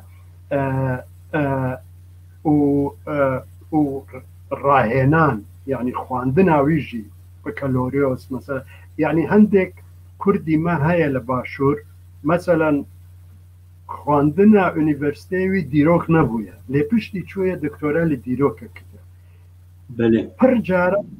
دبيني كو دي ميثودولوجي دا بروبليمي وان هي چونكي او ميثودولوجيا ليكولين ديروكي تو ليونيفرسيتي دخل د سالا دو همين بابتێکی تایبەتی هەیە هەموو خوێندەوانێکی شاگردێکی کو دیرۆک دخوێنێ میتۆدۆلۆژیە ئەم دەبێژێن ڕێبازی لێکۆڵینەوە لە زانستی مێژوودا میتۆدی ڤەکۆڵین دیرۆکێدا تۆ لەوەر دەبینی کەمال مەزهەر ئەو بوو کو بڕەنگێکی میتۆدۆلۆژی دەست بە لێکۆڵینە یعنی بیرە من دێک و ئەو ئەم ئێکەمین گروپ بووین کلاس بووین کو دەرس بەمە دەگوت و باوەڕم دە دیرۆکە یونیڤەرسیتەیە بەغدایە ئێکەمین یعنی دەرس بوو لەسەر بزاڤە ڕزگاری خوازە نەتەویە کورد بەسە سەرهەڵدانە شێخ عوبەیدوڵڵا ناری کرد چونکە بابەتێ من ڕۆژهەڵاتی نزیک بوو یعنی دیرۆکە نوێ ڕۆژهەڵاتی نزیک دەدامە و دە هەمان دەمێدا ئەو بەرپرسە ڕووپەلێ ڕەوشەنبیری بوو ڕۆژنامەیە ئەتەعاخی ڕۆژنامەیەکی عەرەبی بوو لە بەغدایە دەردەچوو ئەو ڕۆژنامەیە پارتی دیموکراتی کوردستان بوو لێ یعنی هەممی خوێندەوانێن عەرەب خوێندەوانێن گرنگی عەرەب دخواندن و نویسکاری عەرەبی لیبرال و یعنی دیموکرات لور دنویسین ئەکەمین زنجیرە گوتار کو دکتۆر کەمال مەزهەر لەوەر نویسی لەسەر سەرهەڵدانە شێخ سەعیدی پیران بوو سەرهەڵدان ساڵ 1925 بوو ئەش بۆ یەکەمین جار مە یعنی بوی ڕەنگی یعنی مرۆڤێکی هێژا هەبوو بەری دکتۆر کەمال مەسەلەن ساڵێن شەستی ناوێوی ئیسماعیل حەقی شاوەیز بوو ئیسماعیل حەقی شاوەیز یەک ژ 150 و لە لیستی ئەو کەسێن کو کەمالیستان دەرخستن و ئیدی نابێ بزەڤرن تورکیا تدەمێکی Ez bavarım endamı cemiyete azadî bûye Azadiya Kurdistan bû bele wê demê ew kapitan bû sê necmeyî hebû İsmail Heqî Şawez di salên şestî de li govarek li Silêmanî derdeçû li ser hereketa koçgîrî çend zincîreyek gutar nivîsî û li ser bûyerên Bakurê Kurdistanê salên ساڵێن 20 و دەما شەڕۆجیانی یەکەمەوە هەندێک لێکۆڵین کرد پشتی خانمێک بخۆوە بزان قۆچگیریە کتێبێکژی بترکی لەسەر حرەکەتا قۆچگیری نویسی لێکۆڵینەرە ئەوین چیچەکە ئەو مەدیادا ئەو دەبە پێشتر دەبە وەکدن بیرانینên ئیسماعیل حەقی شەوێش ئەس باوەرم بۆ وەگەریا لە تورکیە چاپ بوو دیگەل ترانسکریپسیۆن و تەرجمەیە زیا ئاوجێ ئەلیشێر زیا ئاوجێ دەبێ لەبەر ئەس بەحساویژی بکەم ji ber ku ez bawerim sê pirtûkên mamoste Kemal Meser Ehmed ji tîpê soranî û leşeya soranî kiriye kurmancî ew yek ji wan çend nûpel ji dîroka gelê Kurd e êdin ez bawerim ew belgenemeyên İngilîzî yani belgenin nehîniyên Britanyayê Kurdistan yani ew kiriye û ez bawerim ew belê ew xizmeta du cildin belê du cildin em ê bêt serviya lê mamoste em behsa helbes û metodolojiya dîroksaniyê me deme kir ez dixwazim vê behsê em ê ew bikin girê bidin Doktor Meser Ehmed dibêje erkin dîrokzanek ew ku dem û cihê bûyerê rast nîşan bide û peywira wan ew ku tiştê qewmiye binivîse ne ya ku dilê wî dixwaze viya binivîse yani ew ya ew kekî pir giring e ji ber ku bi rastî gelek insana da destê gelek insana da çavkaniyên hêja henin û dane henin û ew kin lê gawa ku tê bikaranîna wan ew bêtir daxwaza dilê xwe wê şîrove dike tê dike dîrokzan li ber bi rastî ew metoda ku Kemal Meser daniye mirov divê bibe mîrasa ji bo dîroknasên Kurd yên niha mamoste ez ê behsê bibêya bikim yani cenabê te çi dibêje yani ew tiştê ew analojiya ku tu cenabê te navbera Mehmed Emîn Zekî Beg û Şerefxanê Bitîsî û Kemal Meser Ehmed te dike ew tiştê ku wan her sê qonaxan her sê dîroknasê digihîne hev merov dikare bêje hişmendiya müşterek ya Kurdistanî bûnê ye yani Kurdistan e nexwe dîrokzan bi rastî dîroknas hebûne lê ya tenê dîroka em bêjin eşîreta xwe nivîsandiye mîrekiya xwe nivîsandiye parçeya xwe nivîsandiye lehçeya xwe nivîsandiye lê dema em berhema Şerefxanê Bitîsê binin temamiya li ku derê navê Kurd û Kurdistan hebe ew têde ye bêguman Mehmed Emîn Zekî Beg jî wisa ye û em dibînin Kemal Meser Ehmed jî hemîn divê ekolê yani divê tradisyonê de heye بله تو يعني وقت مروف لکولین چه دکا لسر دیرو جبو میناک اگر تو بخوازه یک شاگرده کی بد بجه از دخوازم دکتورا لسر مسئله چه بکم اکمین پرس او تو پرسی يعني او بابت هاتيه فكولي يعني دبي يعني ماستر مروفتو يعني آماده دكي فير دكي شوا بنفيسي شوا تك يعني تكز در خاصي ودبي وارده تشتي نوكو توي بيج تشيه يعني تشتي نوكو جو دكتوراه بروجي آماده كردني زانياريكا يعني مروفيكي زانايا ودبي او تشتي نهبيني مثلا شرفخاني بتليسي هاتيه لسر مجارك نفيسيه كبخود بيد مجارك نويا كس ننفيسي لسري يعني جبر بيتي أصدق خوازم بتليسم او هاتيه يعني بحث كردستان دكا سنوري كردستان دكشيني او هاتيه بحثي همي طبيعي ويدمي ديروك مالباتان وديروك كسن مزن وديروك سركردو او عنبونا ديروك يعني هيج نبويا ديروك قل ديروك يعني وكي مثلا جداهية دنابرة بيجين كمال مظهر او كمال مظهر ديروك بديروك قل يعني مثلا دبيجي مثلا اگر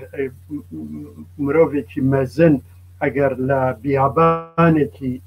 دەرکەتایە ممکنە ڕۆڵێکی لە دیرۆکدا نبینە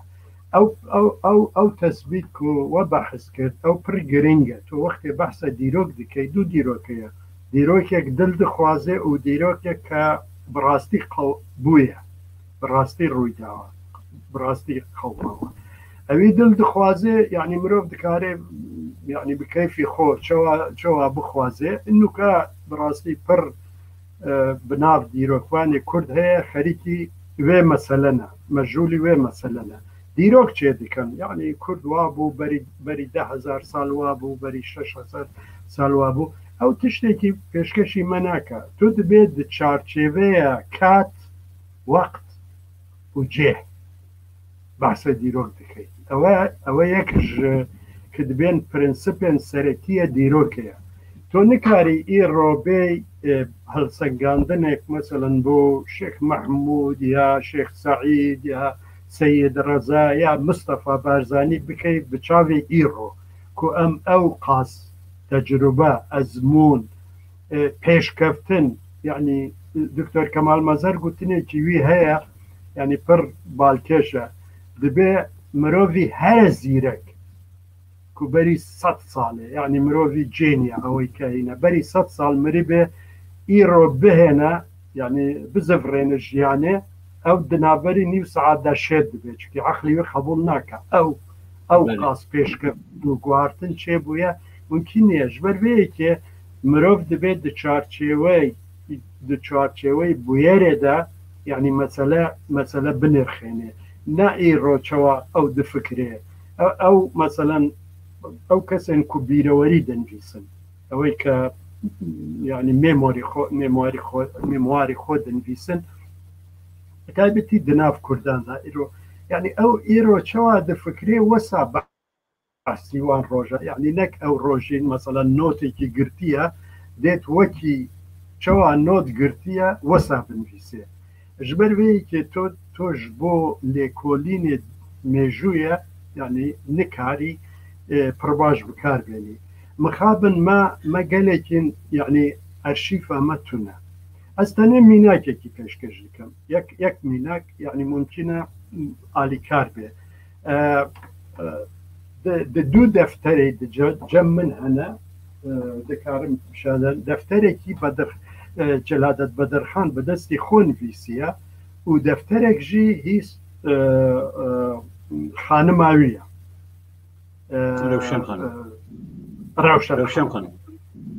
روشن خان بله ترجمه كريا او تشتنكو او بالتركي نفيسيا او ترجمه عربي كريا لور بحث مسألتي ديكا دبي بافي من محمد امين علي باشا يعني دي ليكولين الكردية هر امين علي بدرخان بحث امين علي بس بخو محمد امين علي بدرخانه نامه کی بو مولت کتشینه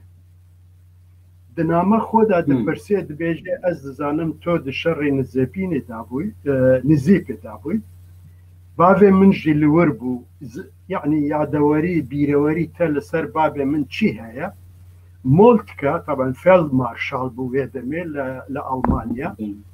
بس دمكي دناف سباي عثماني بو برسي ويدا دبي ميري مزنم سلاف از پر كيف خوشم كنا عماش بوتو دشينا مخابن من لنامي تفهم كرش نامي تفهم كر كوبافي توجي الوربوا او ميري مزن كو از دزانم پشتي قلايوي خراب كرنو او قرتن لزيادتر نازانم او ناما طبيعي بفرنسي دنفيسي لجمن همي وان هيا دقي وان هيا بفرنسي دنفيسي دشيني دقاد امين علي بدرخان ئەمین عالی بەدرخان فەرەنسی نازانێ دەدا ئەرمەنێکی ئەو ئەرمەن بۆوی دخۆدێ وێ دەمێ ئەو لە سیڤاسێ دەبێ محەممەد ئەمین عالی بەدرخان لە سیڤاسێ لە محکمەی ئیستێناف دەبێ ئەو ئەرمەنش بۆوی تەرجەمە دەکا لێ پشتی بەحەز دەکا بێ نامەیەکیش فێلد مارشال مۆلچکە بۆ محەممەد ئەمین عالی بەدرخان هاتووە والی سیڤاس دەنویسێ بۆ یعنی بابی عالی دەبێ کوڕی بەدرخان پاشا بە ئەفسەرێن ئەڵمان را تێکەلی چێکریە پڕ خەتەرە لە سڵتان عەبدولحەمید نامە دشێنن دەبێ زوو بگرن و هەرچی لە ماڵی وی هەیە بنێرن یعنی بشێنن بۆ ئەستەمبول دەگرن هەرچی کاغەد و ماغەدی ویژی هەیە هەمیژی دەگرن دشێنن ئەستەمبولێ دبن ئەستەمبولێ دەگەرن کاغەز نابین یعنی ئەس درێژ ناکەم چەند مەهێکی دمێنێ و پشتی یعنی وەزیفە دەردەخەن پشتی 5 ساڵە جارێکی دەت زڤرێن وەزیفە دەرکات محەممەد ئەمین عالی بەدرخان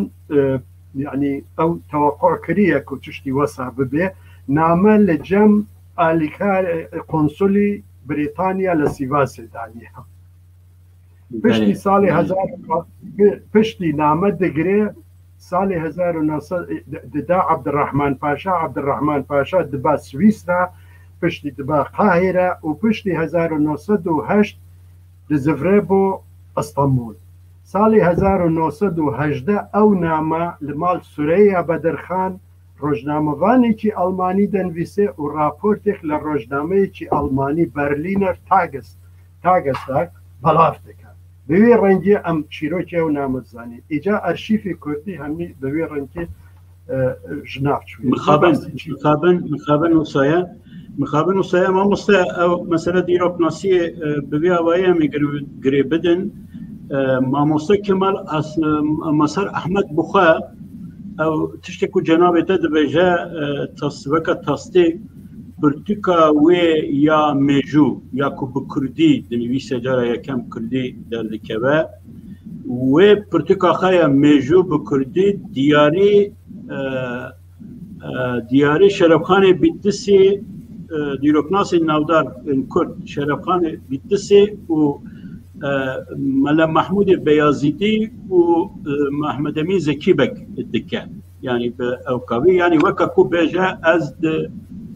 دلیاواندم بله ما مستمع ما او خال لبر نقطه خدين سر خالقه خلاص بكن وگر ابی العراق لبغداد دست به الانیورسیته دست به دیگه و ام دزانن پشرا او کوری زانیاری کرد اکادمیا کرد کار دیگه حتی 1978 باب زانم وسایه نزدیک 7-8 سال او اکادمیا کردی دا چالاکه دی کواری ویدا کوار با من هنن تایبتی او خباتین بله يعني ام دكرن بحثا وقناغي دي دس بكن بقناغي بكن جبركو وقت ماجي وجه من قلت صالي 1970 دس بما مسايكت دهمان دبيدا لرجنامي اتاخي براتي بكردي جي ابو براتي برپرسی باشا او روپلا روشن ما مست بوبوره او بینه ته پچک ابو پچک خراب بو تکاری پچک کامپیوتر اخا او بکی سر راست بکی بینه پچک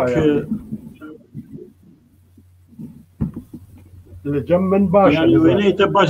زلال ديارنا بين باشه دوام بكي حتى ازبابرم سراس بده بله اجا دهمان دميدا او اكاديميا كردي چكدنا وي كردي كورزانياري كرد سروكي وي بروفيك پر حجاب وناوي احسان شيرزاد بو خو يعني مهندس بو يعني اندازيار بو و دهمان دميدا وزير بو وزيري بيجن حركتها كردي بو دناف حكومة العراق اوه دا 2-3 وزير هبو سامي عبد الرحمن هبو محسن دزایی هبوو و احسان شێرزاد هەبوو ئیجا کاری کۆر هەمووی دکتۆر کەمال دەکرد چونکە ئەو سکرتێری گشتی بوو پێ دەگوتن ئەمین عامی کۆڕی زانستی کورد و هەمان دەمێدا ئەو گۆڤاری وان وێ دەمێ نویسکارێ کورد کێم بوون کەسێن وەکی مەسعود محەممەد کەمال مەزر ئەحمەد شکر مستەفا محەممەد مەلا عەبدولکەریم عەلاءەدین سوجادی شێ محەممەدی خاڵ هەمووی کەسێن و ناودارێن باشووری کوردستانێ لوردن بیسین ئەندامی وانی شانازیژی هەبوو مەسەڵەن وەکی قەناتی کوردۆ کامەرحەم بەدرخان ڕەوشن بەدرخان ئەو هەمووی وەکی ئەندام ژدورڤە چکە ئەو لەوەرنین کار بکەن ئیجا دکتۆر کەمال مەزهەر یعنی کارێکی پەر گەورە مەزن لەوەر کرد ئەو بووکو کتێبخانەیەکی پەر دەوڵەمەند چێکرد چوو قاهرە چوو مەسەلا چوو سووریا چوو یەکێتیە سۆڤێت چوو ئەرمەنستانێ ئەو دخواست کتێبخانە ماڵی جاسمێ جەلیلی بەدا جەلیل گوت ئەو گوتن هێش ڕەوشا کورد لە باشوور لە بەغدایە ئەو قاس ئەمین نییە کۆ ئەم کتێبخانە خۆ بدەین و چاک کردن کتێبخانە خۆ نەدەن لێ پڕ کتێبخانی پڕ دەوڵەمەند کرد و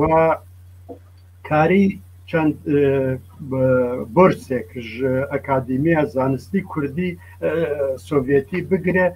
ji bo خوێندەوانên کورد لەسەر کوردۆلۆجیە ئەم یەکەمین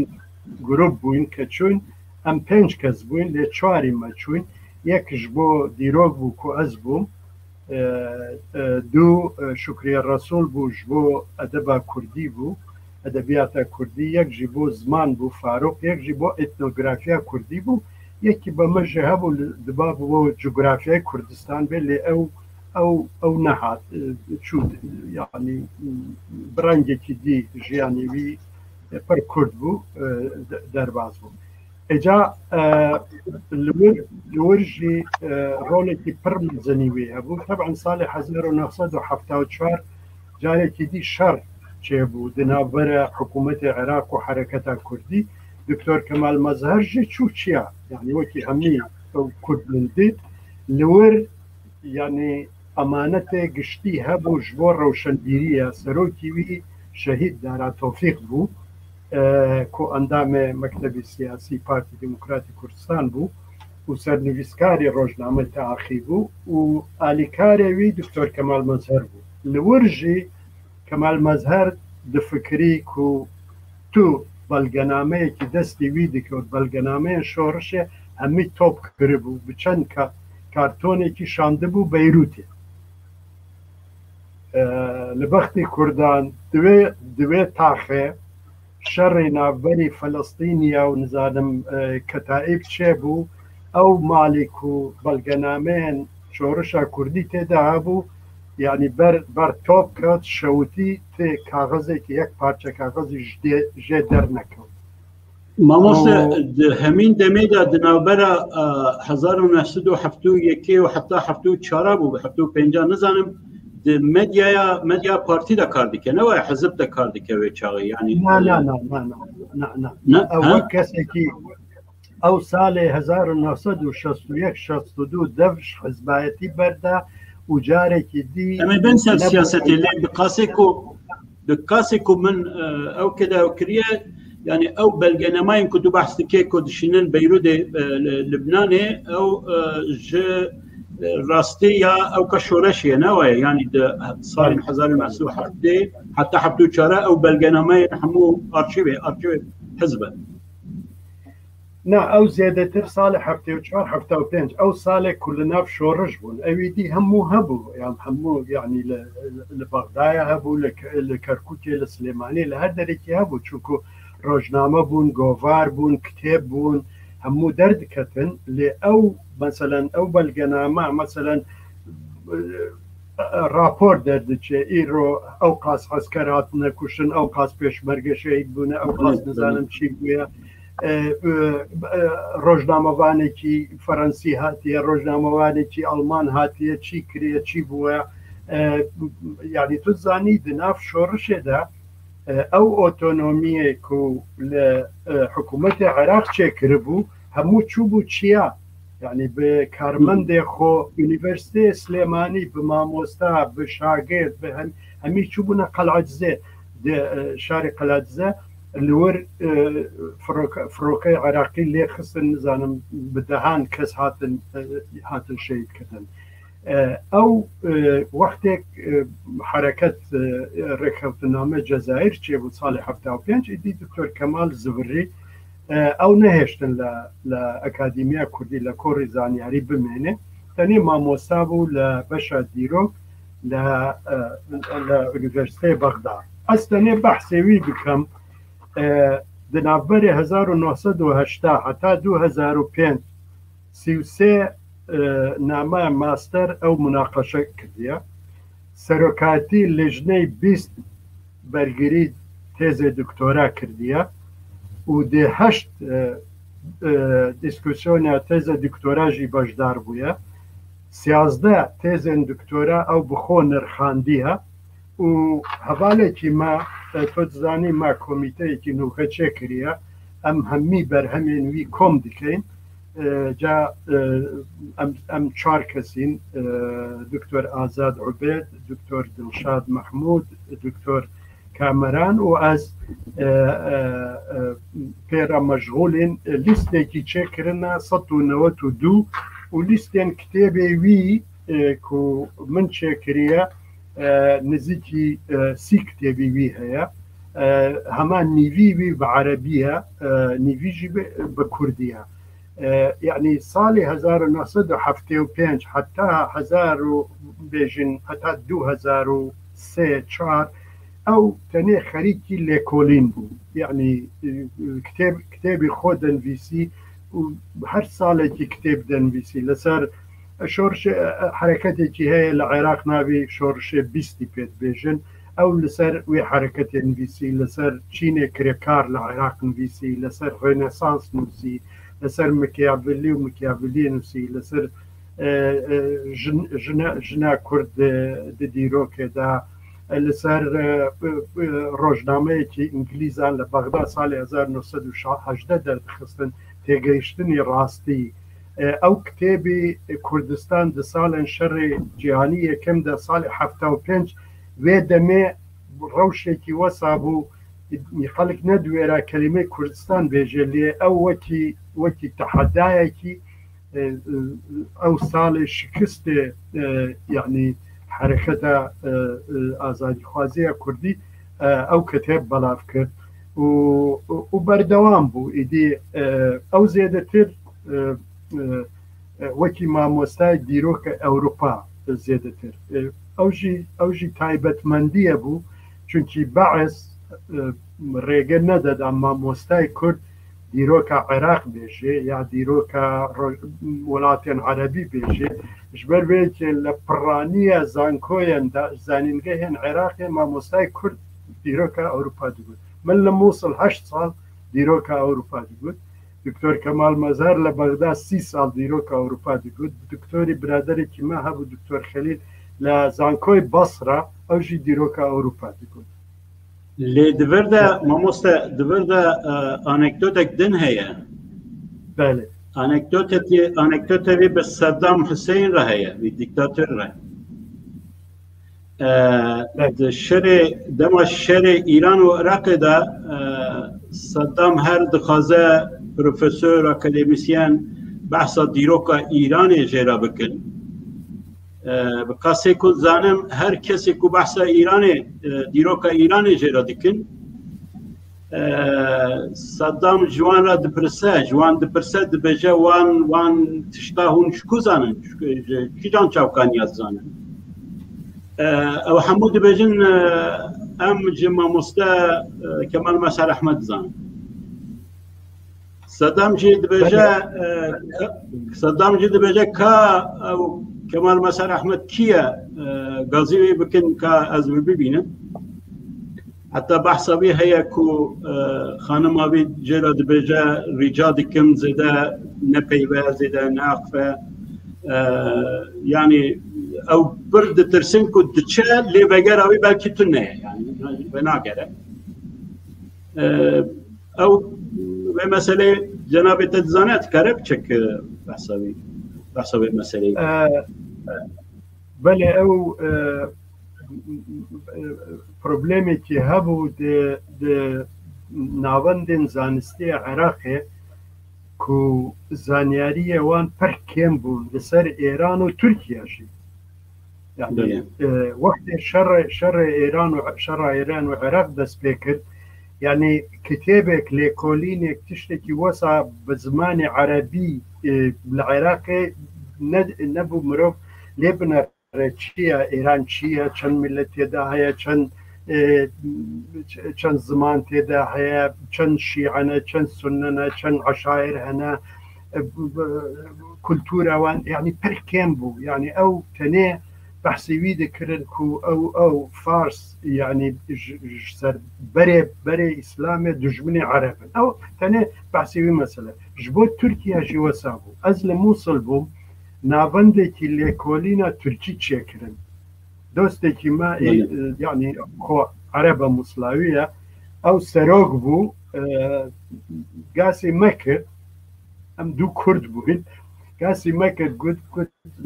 ئەم مەسەنتەرێک چێکردێ لە ت زانیاریمە لەسەر تورکیا نییە ئەم نە تورکی دزانین نا ئەم چی بکەین چی نەکەین من پێشنیاری کتێبێک کرد کو لسر ترکیا چونکی ام يعني تو زانیاری نیه ام کتابێکی گشتی لسر ترکیا جغرافیای ترکیا دیروکی ترکیا پارتیان سیاسی لترکیا حرکتین صوفی لترکیا ورزش لترکیا نزانم چی او کتاب هیا لوکا لجمنه يعني پروژه من بو اللي ام نزیکی ده نویسکار ده مامۆستا تشت نویسین دكتور كمال مظهر كتابي كيوي هيا هون درخستن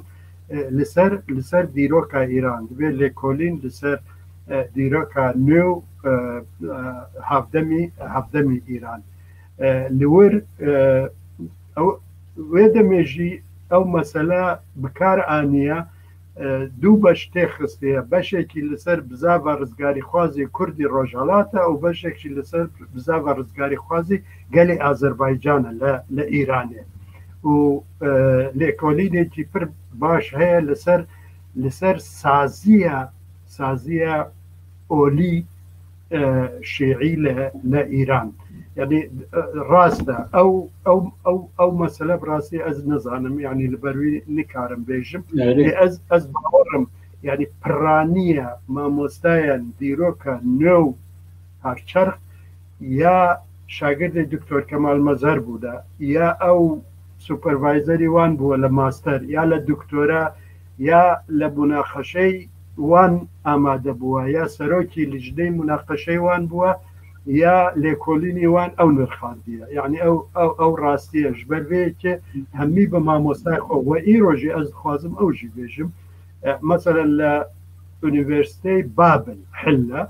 نور ناميكي ماستر لسر كمال مظهر نويسينا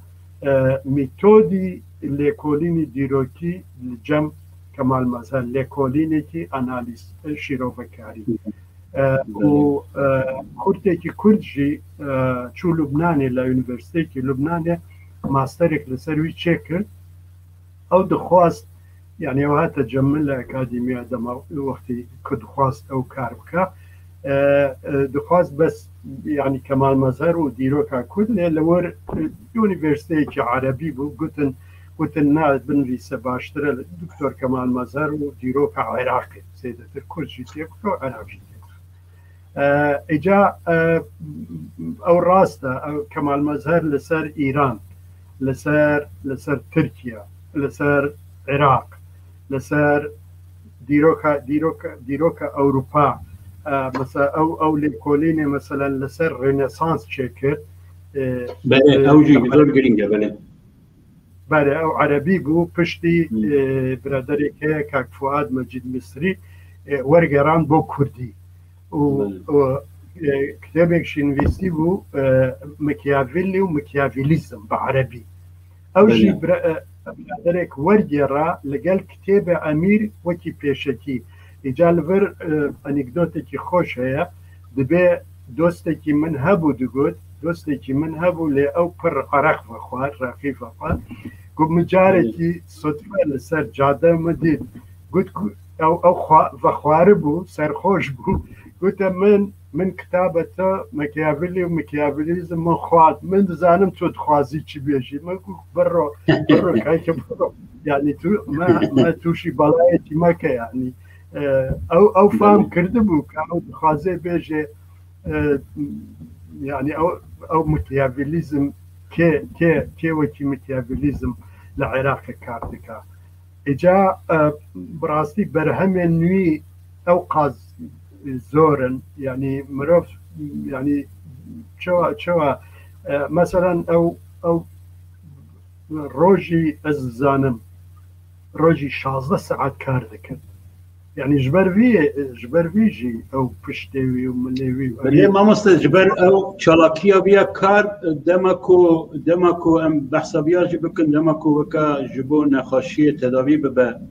دچە مانچستر یا بریتانیا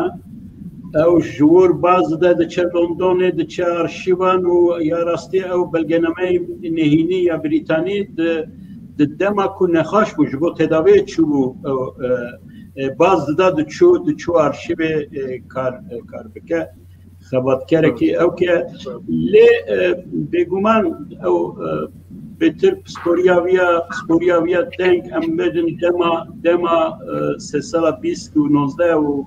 دەما نویە لێ دەبێ ئەم ببەجن کۆتارên بiyê ئەلمێ دا دیرۆکî da li ser rola Kurdan dîroka şaristaniyê de dîroka zimanê Kurdî de lêkolînên vê gelek girîng heye lêkolînekê vê ser şerefnameyê bixwe heye yanî ku şerefname de lêkolînên Sovyet da Kurdologên Sovyet da lê dibir belkî divê em behsa wê bikin ku ew jî weka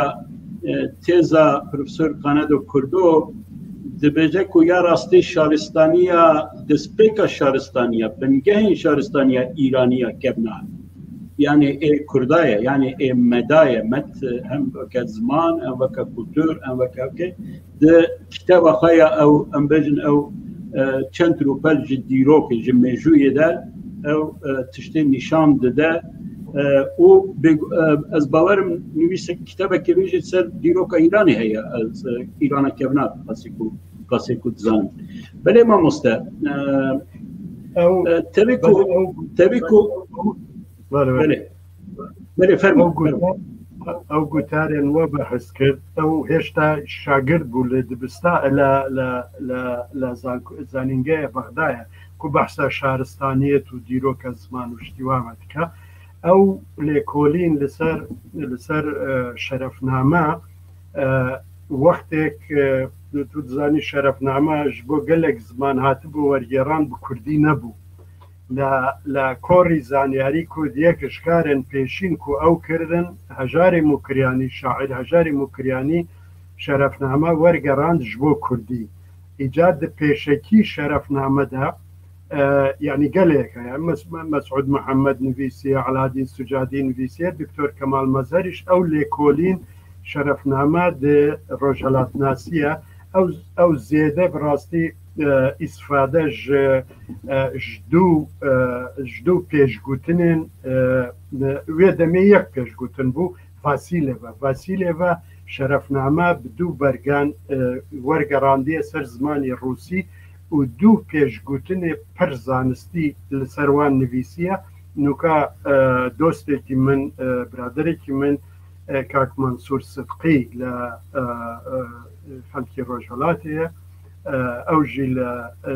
باکۆیە خواندیە هەرچەند ئەو بخۆ بە پیشە ئەندازیارە لێ پڕحەز دیرۆک دکە ئەو هەردوو پێشەکی وەرگەڕاندیە من ji pêşgotinekî بۆ nivîsî û îyanê berawer kirdiye legel de min jî ew lêkolîna ew pêşgotina Evgenya Vasîlova min kiriye Tirkiyeyê mamoste yekemîn ya duhemîn ولی او پیشکوتنا یا یکم یا کل سر شرفنامه دیروکا کردیه الی کل نزدیک 6 روپله و دیم جی جبو جلد دویم نویساندیه که زیادتر خاتمه او دیروکا لسر میرکتیه بیتیسه زیادتر لکورین کریه او هر دو دیگل هب و کدن دبی هم بزنن که او دست نشان بکن وسیله و پاش سر جیانا شرفخانی بیتیسی کتابک نویسی سر جیانا بی بخواه که کتابک بیوگرافیک نویسی او جی کتابک پر هجایه بله ماموستا ما اخافتني قدا وكا خال بخال تبني يا او كرن يعني ماموستا كمال مسار احمد وك اكاديميسيان وك ديروكزان و جارنا جي مسألة سياسات بيبندية في سياسته يعني او برسا كو دسبيكي دا من آن زمان ام دكارن بجن يعني او نيرين بي سر سياسته خويا دور خستنا بي جارنا işte çalakin بي هنن ام بجن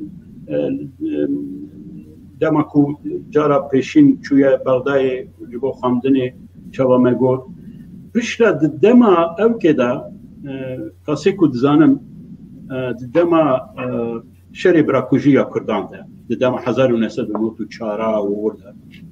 تی خواستن کو کمال مسار احمد به ورا کردستان و کردستان بیچی و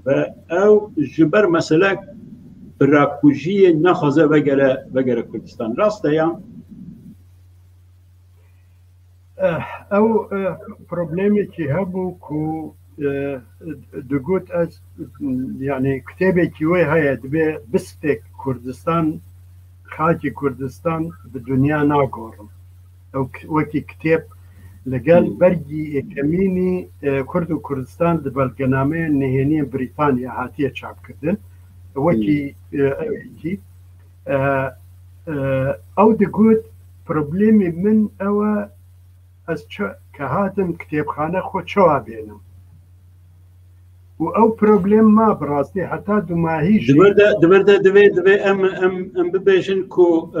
او بیبلیوتیکا بی او کتابخانه بی دا نزدیک 33,000 او کنن چوکانی و کتاب هنن کسی که من خواندیه او قدر بیبلیوتیکی جی او کتابخانه جی چیه آنها اگر درباره ویدا نوکا او کمیسیون همه چه کردیه همی روش دچن کتابخانه وی چوکا خانه وی لوره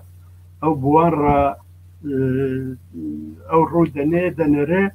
او تشتی کو دکتور کمال نویسیه اگر 2-3 دانه هبه یک ددامه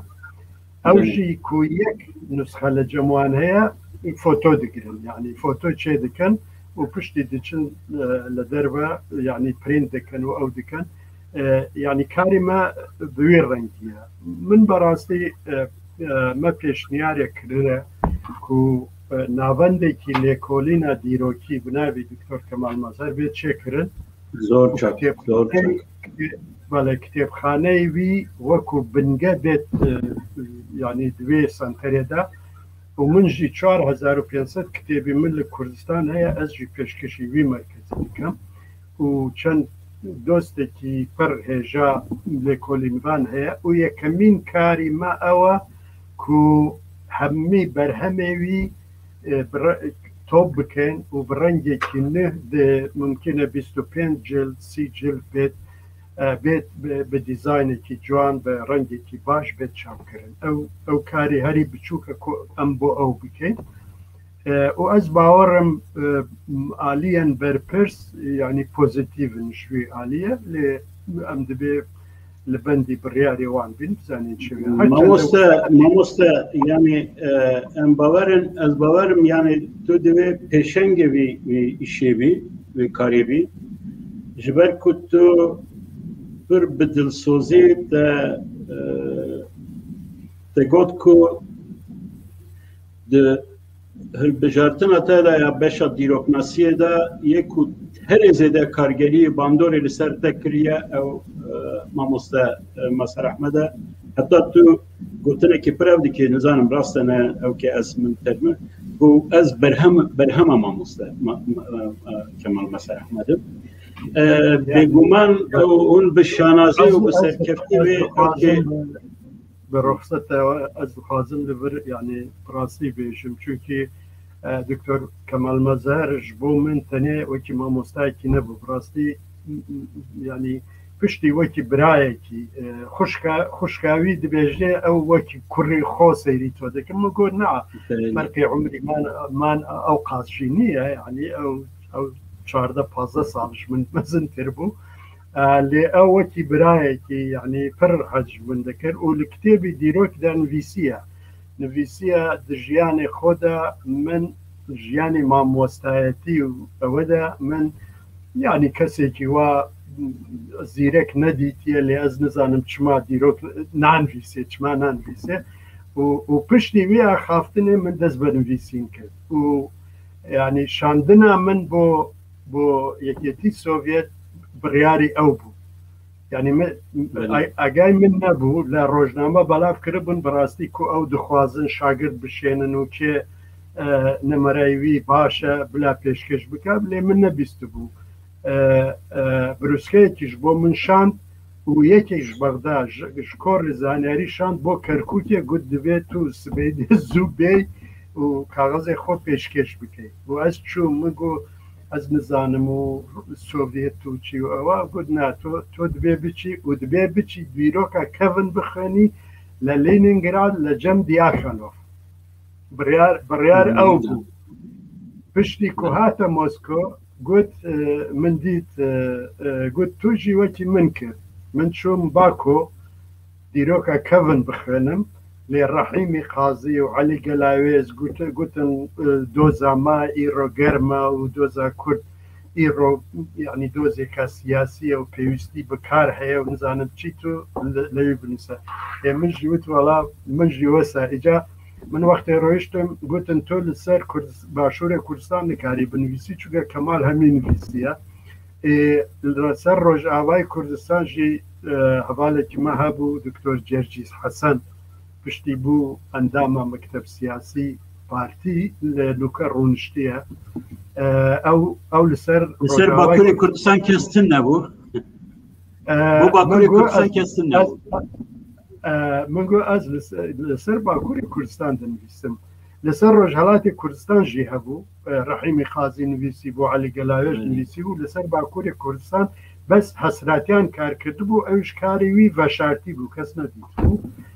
ئیجاش بۆ من یعنی پشتی بووم مامۆستاژی یعنی هەردەم پرسێکی گرنگ لە با من هەبووە من بە دکتۆر کەمال مەزار هەر جارێ ئەس چوم بەغدا چەند کەسێکی داوەت دەکرد ڕوونشتەیەکی چێ دەکرد مەسەلەن خەڵکی وەکی مەلا جەمیل ڕۆژبەیانی مەسعود محەممەد شکور مستەفا هەژار موکریانی هێمن موکریانی وان بانگ دەکرد و ڕوو دەنیشتن و ئەو داخافتن ئەس خورتێکی 27 ساڵی بووم من تەنێ بەرێ خۆ دەدایە ئەو بەحسێکی دیکەن چیت بێژن باش گوهدایە مامۆستا ئەو کە ئانی تەگۆ ئەو ئیفادە کورد وەکە لاوی وەکە کوێوی ئەس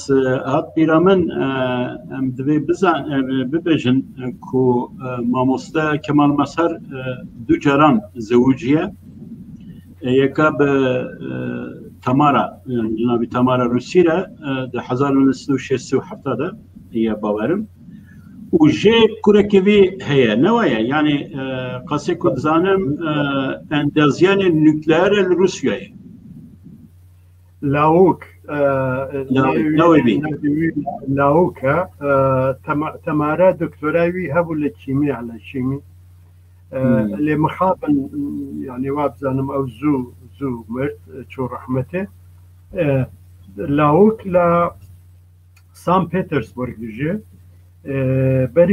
بەری ساڵێکی ساڵ و نیوێکی هات بۆنێ هات بۆ چەند ڕۆژێکی جەم خۆممە و ینی وەختێ مەسەلەن ئەو لە رووسیا دخوان وەختێ زڤری بۆ بەغدا یعنی وان ئانی بەغدایە وقتی ئەو چوو چیا ساڵی 74 ئەو زڤڕین رووسیایە ئیجا پشتی یعنی جارێکی در 75 زڤڕی بەغدایە یعنی خواست ئەوژی بێن خانماوی گوت ینی ئەو کوڕێمە یعنی چەند ساڵ ژیانی وی دەڕوا جارێکی ژور چوون جارێکی ژوور هاتین نوکە جارێکی در یعنی ئەس دخوازم ئەو لەبەر خوێندنە خۆ بکاو نزانم چیوە ئیدی یعنی دەستپێکە 8 ساڵێن هەشتێدا ئەو ئیدی یعنی جودا بوونش هەفتوو و پشتی ئەو خانم شەهلە حەیدەری ژمالباتێکی ئەگەر تۆ بزانی ئیبراهیم ئەفەندی حەیدەری و شەیخ الئیسلام بوو لە دەوڵەتی عوسمانی یعنی ئەو ژمالباتە وێ حەیدەرینە باویوی تاهیر حەیدەری پارێزەرێکی بوو ئەو ئەوقاتێکی ناسکری بوو لە بەغدایە دۆستی دکتۆر کەمالجی بوو ئیدی بە هەڤڕا بوون شەهلە خان خانمێکە پڕ دڵسۆز بوو خانمێکە ڕاستی وان ساڵێن دوور و درێژ و دکتۆر کەمال ینی سەحەتی خراپ بوو ئەو یعنی وەکو دەست و چاوی وا بوو 24 ساعت پێڕە مەشغول بوو ئەو 5 ساڵ بوو لە بۆن بوون لە ماڵێکی بوون بەتەنێ بوون یعنی هەندێک برادێکی مە هەبوو و بەمەڕە شاگردی وێ بوون لە ئونیڤەرسیتەی بەغدا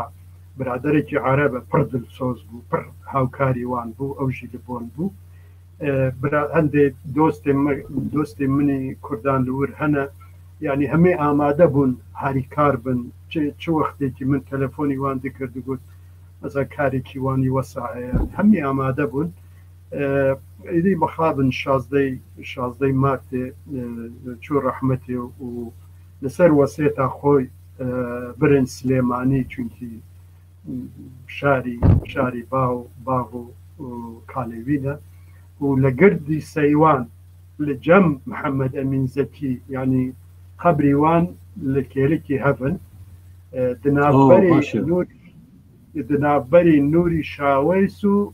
محەممەد ئەمین زەکی هاتیە بەشار بڵێ İngilizce spas. Mamosta den berbedaviyê pişra eger pirsebin ev hevalan ez rica bikim pirsa bînin ser ekranê lê dixwazim du tiştên jî ser ew bikim. Yekem diyara rexne hebûye yani ku gava ku gelek însan henin ku dixwazin alimên Kurda, entelektüelên Kurda, sporên akademisyenên Kurda di nav siyasetê de bin, siyasî aktif kar bikin. Heta gava ku siyasî organizasyonan da dirêxistina da kar nakê rexne li te dikin weka ku zêde Kurdnînî, zêde Kurdeweriyê nakî ew kê li hember wan reaksiyonekî wî heye gotinekê de di hevokekê de dibêje ez qebûl nakim ku kesek ji min bêtir ji Kurd û Kurdistanê re dilsoz ji min dilsoztir be yani min dilsoztir be ev ya bêgumanî ku Kemal Masar Ahmed nas dikin ew nerm însanekê ew medenî bêguman ev ya reaksiyoneke yani weka reaksiyona li hember vê rexneyan ew ke دبي مناسبة تشتي برنامج من جناب تاجي برسكر تشتي زانم دما صدام دكوال دبشة أو دما آماده کرنا دستور نو یا عراق دا وهي بري سرو كمار به البجارتن أو مجلس سرکردایەتی ئەو دیکن تەرەفên سیاسی لە هەو کردنە ku em bêjin ji her sê terefan şiî Kurd û Sunne em bêjin kesên işte lider yan jî kesên nasên kesayetên nas navdar ew bikin nêrînên mam Celal Talabanî Serok Mesud Barzanî û Nûşîrwan Mustafa li ser wê yek bûye ku ew Profesör Doktor Kemal Masar Ahmed bi yek dengî ew pêşniyar veke ser navê Kurda پێشنیار دکن لە دووردا ئەخەفتنە دیسا یا کەمال مەسەر ئەحمەد هەیە جەنابێتە دکارە سەرویە دوگوتنە بێژە بەێ ئەس ئاگادارم ئەو ژووی خواستن ئەو ببێ ئەندامی وێ مەجلیسە حکم دکوتنێ هەمی یعنی دەسەڵات دەست دیوان بوو کەک مەسعود و مام جەلال و دکتۆر محمود عوسمان و دخواستن یەکی دیژی کەسێکی ناسکری و سەربەخۆ بێ دکتۆر کەمال مەزار خواستن ئەو گوت یعنی ڕێجا دەکەم ون بێڵن ئەس مەشغولی کاری خۆ بم چونکە پرۆژەی منی گرنگ هەیە ئەس دخوازم تەمام بکەم بە شتێکی دی ڕامەشغول لەبن ئەس پێشنیاری کەسێکی دی دەکەم و کەسێکی باشە و قانون دزانێ و من باشتر دەتوانێت ئەو کار بکە ناوێکی پێشکەش کرد ناوێ حاکم نورەدین بوو مرۆڤێکی هێژایە خەڵکی کەرکوب بوو لێ لە بەغدا دژیا ئەو کرن ئەندامە ئەو نەدەخواست ئەو یعنی کتێبخانە و لێکۆلینیان خۆ زێدەتر و یعنی ئونیڤەرسیتێ و شاگردێن خۆ بوان ڕە زێدەتر مەشغولی شتێکی دیبێ نویسینە خۆ داخوازی وان نەبوو لێ لەسەر دیتن یعنی هەندێک ڕخنە هەنە مەسەلەن دکتۆر کەمال مەسەلەن ئەو کەسێن کو بێژین نەسیۆنالیستن ئەو کەسێن کو لیبرالن دبێژن ئەو کەسێکی چەپ بووە مارکسی بووە شیرۆڤێ دیرۆک لەسەر بنگەیە مارکسیزم لینینزم شیرۆڤە کریە هەیە ئەندازەیەکی ئەو ئاخافتن بۆ دەمێکی درێژ ژیانە کەمال مەزهەر ڕاستە لێ ئەو حقیقەتێکی نەزانن وێ دەمێک و ئەو مەسەل لە یەکێتی سۆڤێتی بوو هەمە نیوی بەشەریەتێ پەیڕەوی وێ فەلسەفەی مارکسیزم لینینزمێکە چین ملیارێک و 200 ملیۆن ڕۆژهەڵاتی ئەوروپا هەممی نزانم دەولەتێن دن ژکوبا بگرە هەیە و هەندێ وڵاتێن ئەفریقی و ئێمە نوکێ یعنیش بەروەیەکێ و کەمال مەزهەر نوکەژی دەگوت فەلسەفەی مارکسیزم لێنینیزم لێکدانێن یعنی ئەو شیرۆڤەیان هەندێ پرسێن دیرۆکی یعنی پرگرین بوو مەسەلەن تێزێکی تەسبیتێکی مارکسیزم لێنینیزم ئەو پڕ جاران بەحث دەکرد و کتێبێ خۆشدان بێژێ دەبێ ئەس لە سەیری نەسیۆنالیزمی کوردی وەک حرەکەتێکی پێشکەوتن خواست وەکی حرەکەتێکی پرۆگرسیڤ دەبینم چونکی لێنین وەسات بێژێ حرەکەتە گەلی بندەست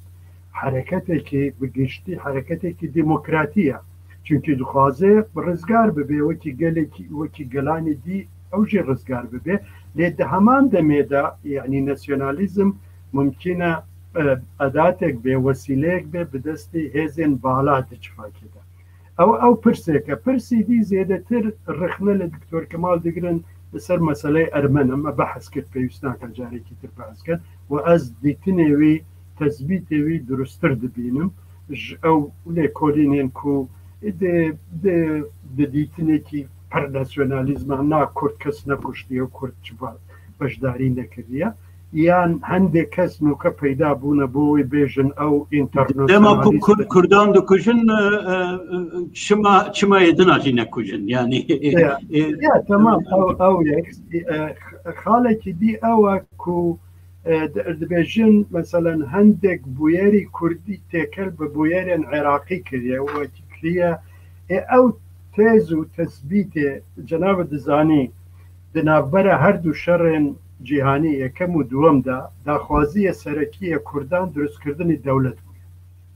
وێ دەمێ چکی هەمی بەحسی دەولەتێ دکردن و گەلانی دی دەولەت بۆ خۆچێ دکردن و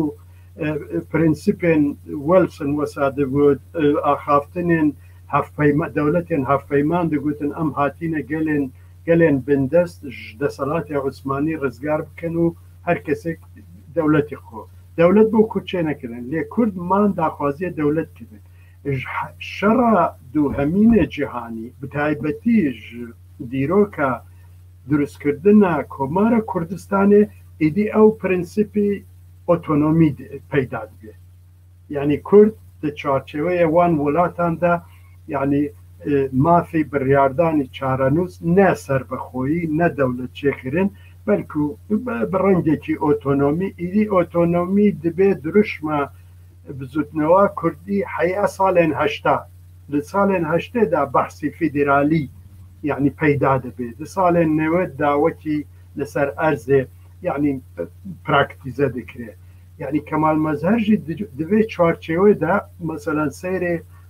پڕ جاران هەرچی بەرپرسێن کورد هەیە دەردەکەفتن دەگوتن بزوتنەوە بزاوا کوردی بەشێکی جودانەکریەش بزاوا نیشتیمانیە یا عێراقی یا تورکی یا ئێرانی یا سووری یعنی کەمال مەزهەر تشتێکی یعنی جودا نەهانیە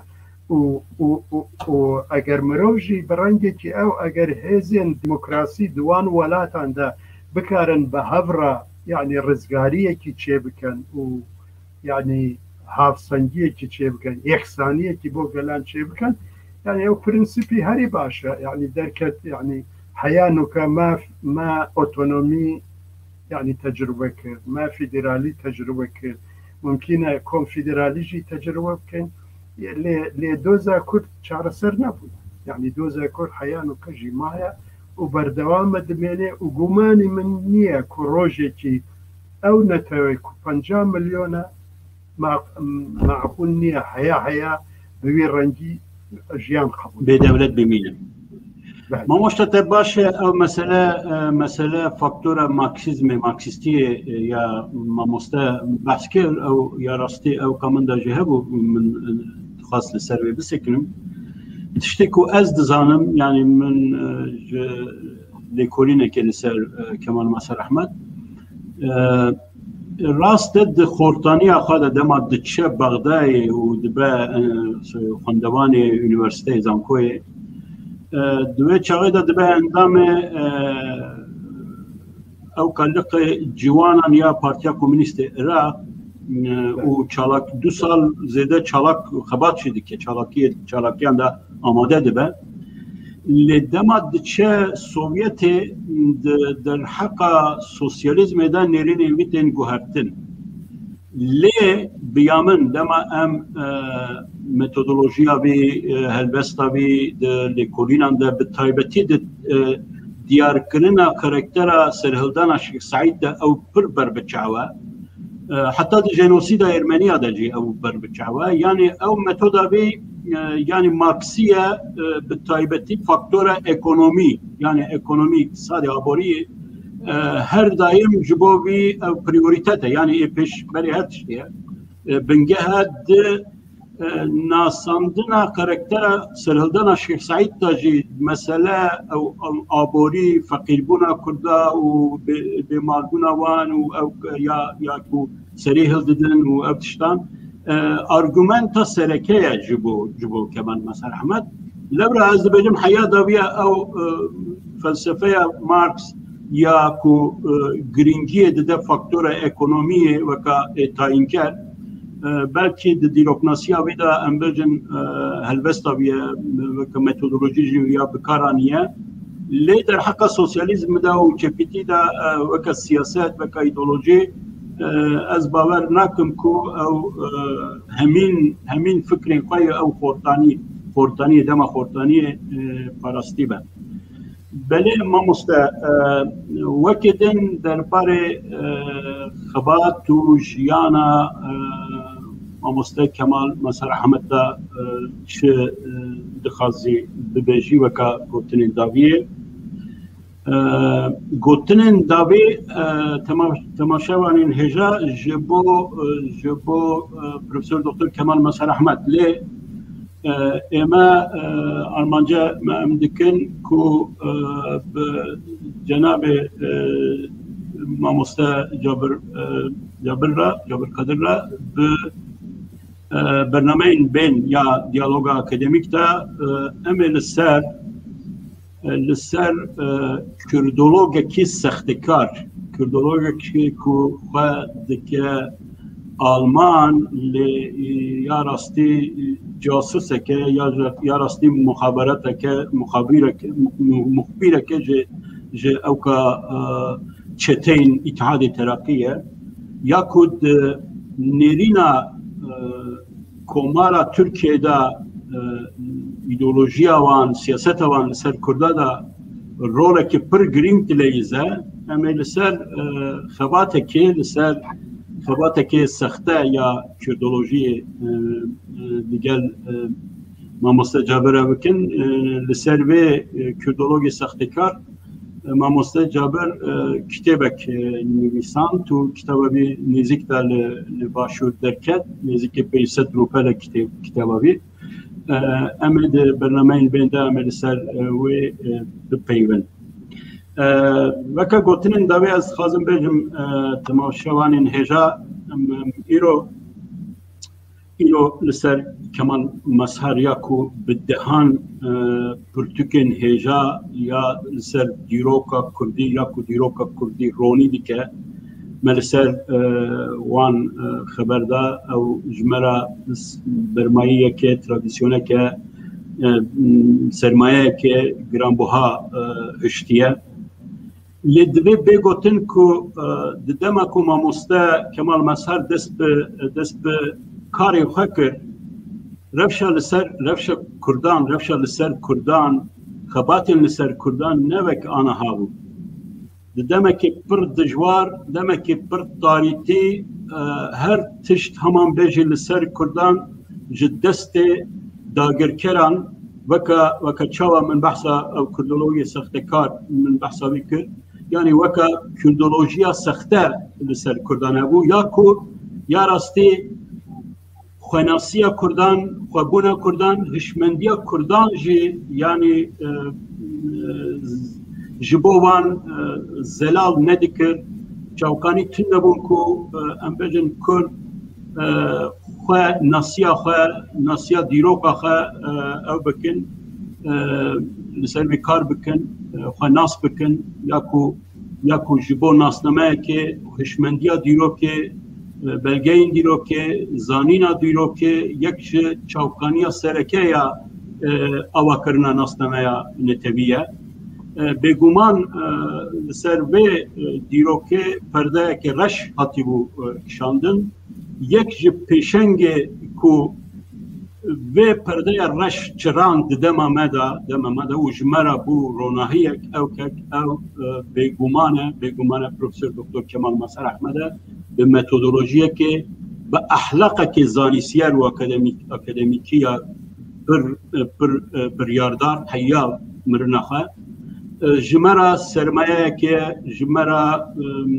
برمایه که گل گرام بوها هشتیه بیدارم گنج نو اکادمیسیان هجایی بیا بزانی بن اگر ام جبو بیا ماموستا پروفسور دکتر جوار قدرلا ایرو ام دکاری بو ما ام پچک کارگری لسرویا مکریبه پچک روناهی زلالیه لسرویا مکریبه ام شادن ام کیف خاشن و ام سپاسیا وجه دکن بگمان دیار دکه کو جبرسان زیده تر نرین هنه و سرساغی هیا تعزیه هیا بیرانین هنه اگر پرسه که کنکرات بر بچاب تنبه ام لور ما مستطيع تخزي تشتكي بجداوي والله سپاسیوتکم صاحبن دکتر کمال مسهر باورم به زندگی دیادوری همی کردان دادجی و وکی شرف خانی بتلیسی وکی محمد امین زکی وکی محمد علی عونی وکی محمود بازیدی وکی همه او کسین کو خدمتا زمان ادب دیروکا کردی کردنا یعنی همیشه دیادی یعنی کرد ادبن از هیویدارم یعنی مثلا کردن روجالات و باشوت پروبلمی جوانی همی بر همی وید خوانن ليش بو كردين باكور يعني دبي بخابن يعني زيادة تربيت وكيران جبو تركي چونكي يعني كرمانجي شي نزانم ما مستشفى كومنجو در حقيقة هذا بقول يعني أو كخرج بينك ما مستزيا وجه نزيك چار كتابين بي باورم كريا كرمانجي وبريويشي مصطفى الجن بتركي كتابه كبيرو أنا هاد بينمكو أو كتابه بيار سر كركوجي بتركي هر حال كتية تبيدارم جيرو شندا وكتابين بي ماين بتايبتي ميجو بتايبتي أو كتابين بي لسر رنسانس وتأثير بي لسر كردا ووقتشتنا و روزن پشتا اوکن به تایبتی پشتکو و او کتابی بی برهمی بی چاوکو جناب تگوت بیان کر پشتکو هون جاره کدن وانا سراس بکن چاپ بکن و هیدار مبیا ایدی چیز دست ایمتی همچی وکا آلی کاربن جبوکو کردین باکورجی حتی به ترکی لباكور ولتركيا بين خاندن. بله هیویدارم دکتر کمال مظهر براسی مرو بو کرد بو زانا بو مروی کی پر متواضع بو خورتی کی کردستان بچه بغداد او آماده بو 2-3 ساعت پر مشغول به داخوازی کتابی کی بکده دو سبی دیوره از جبوت دینم اجا هر خوندوانێکی دچوو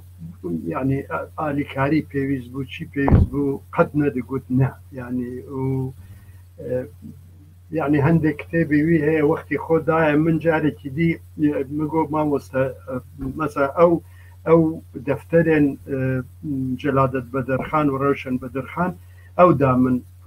پرۆژەیەکی من هەبوو لەسەر خۆیبوون بنووسم گوت هەندی شتی من هەیەش بۆتە دێنم جارێک من گۆ مامۆستا ئەو تۆ ناخوازی بلا لەجەم تەبێ ئەگەر تە کاریت ڕۆژان بەڵاو بکەی بەڵاو بکە کتێبی منژی لە جەمەوی هەبوو چکە من لە مۆسکۆیە کتێبی خۆ بە پۆستێ دیشاندش بۆ ئەدرێسیوی ئیجێ هەر جارێ من دەگوت کتێبی من لە جەم تەیە دەگۆ وەرە ماڵە 2 ڕۆژ 3 ڕۆژ دناف کتێبە مەدا بگەڕێ ئەز نزانم کیانی تەیە کیانی من نیە مامۆستا بێ پرسیارم زەلال بکەن ئەو بیبلۆتێکا بێ کتوخانایە بێ ئێدی لە هەولێرە نەوایە بله لە هەولێرەیە بە عەرەبەیەن سەربازی و بە پانزەر بەغدایە دەرخستن و هانین لە ڕەوشێکی پڕ خراپ بووێ دەمێ و لە هەولێرێ لە دوو ماڵی گەورە دانەوی یەکش تەنێش بۆ کتێبخانە و مالێک ژیان تێدا بکە مخابن یعنی دەمێکی دائیدی ئەو تەندروستێوی باش نەبوو نکاری پڕ ئیسراحەت دوان ماڵاندا بکە يعني او مالكي جوريا تني كتابي وي لوريا كتاب خانه روج او فكر وسابوك او ببي وقفكي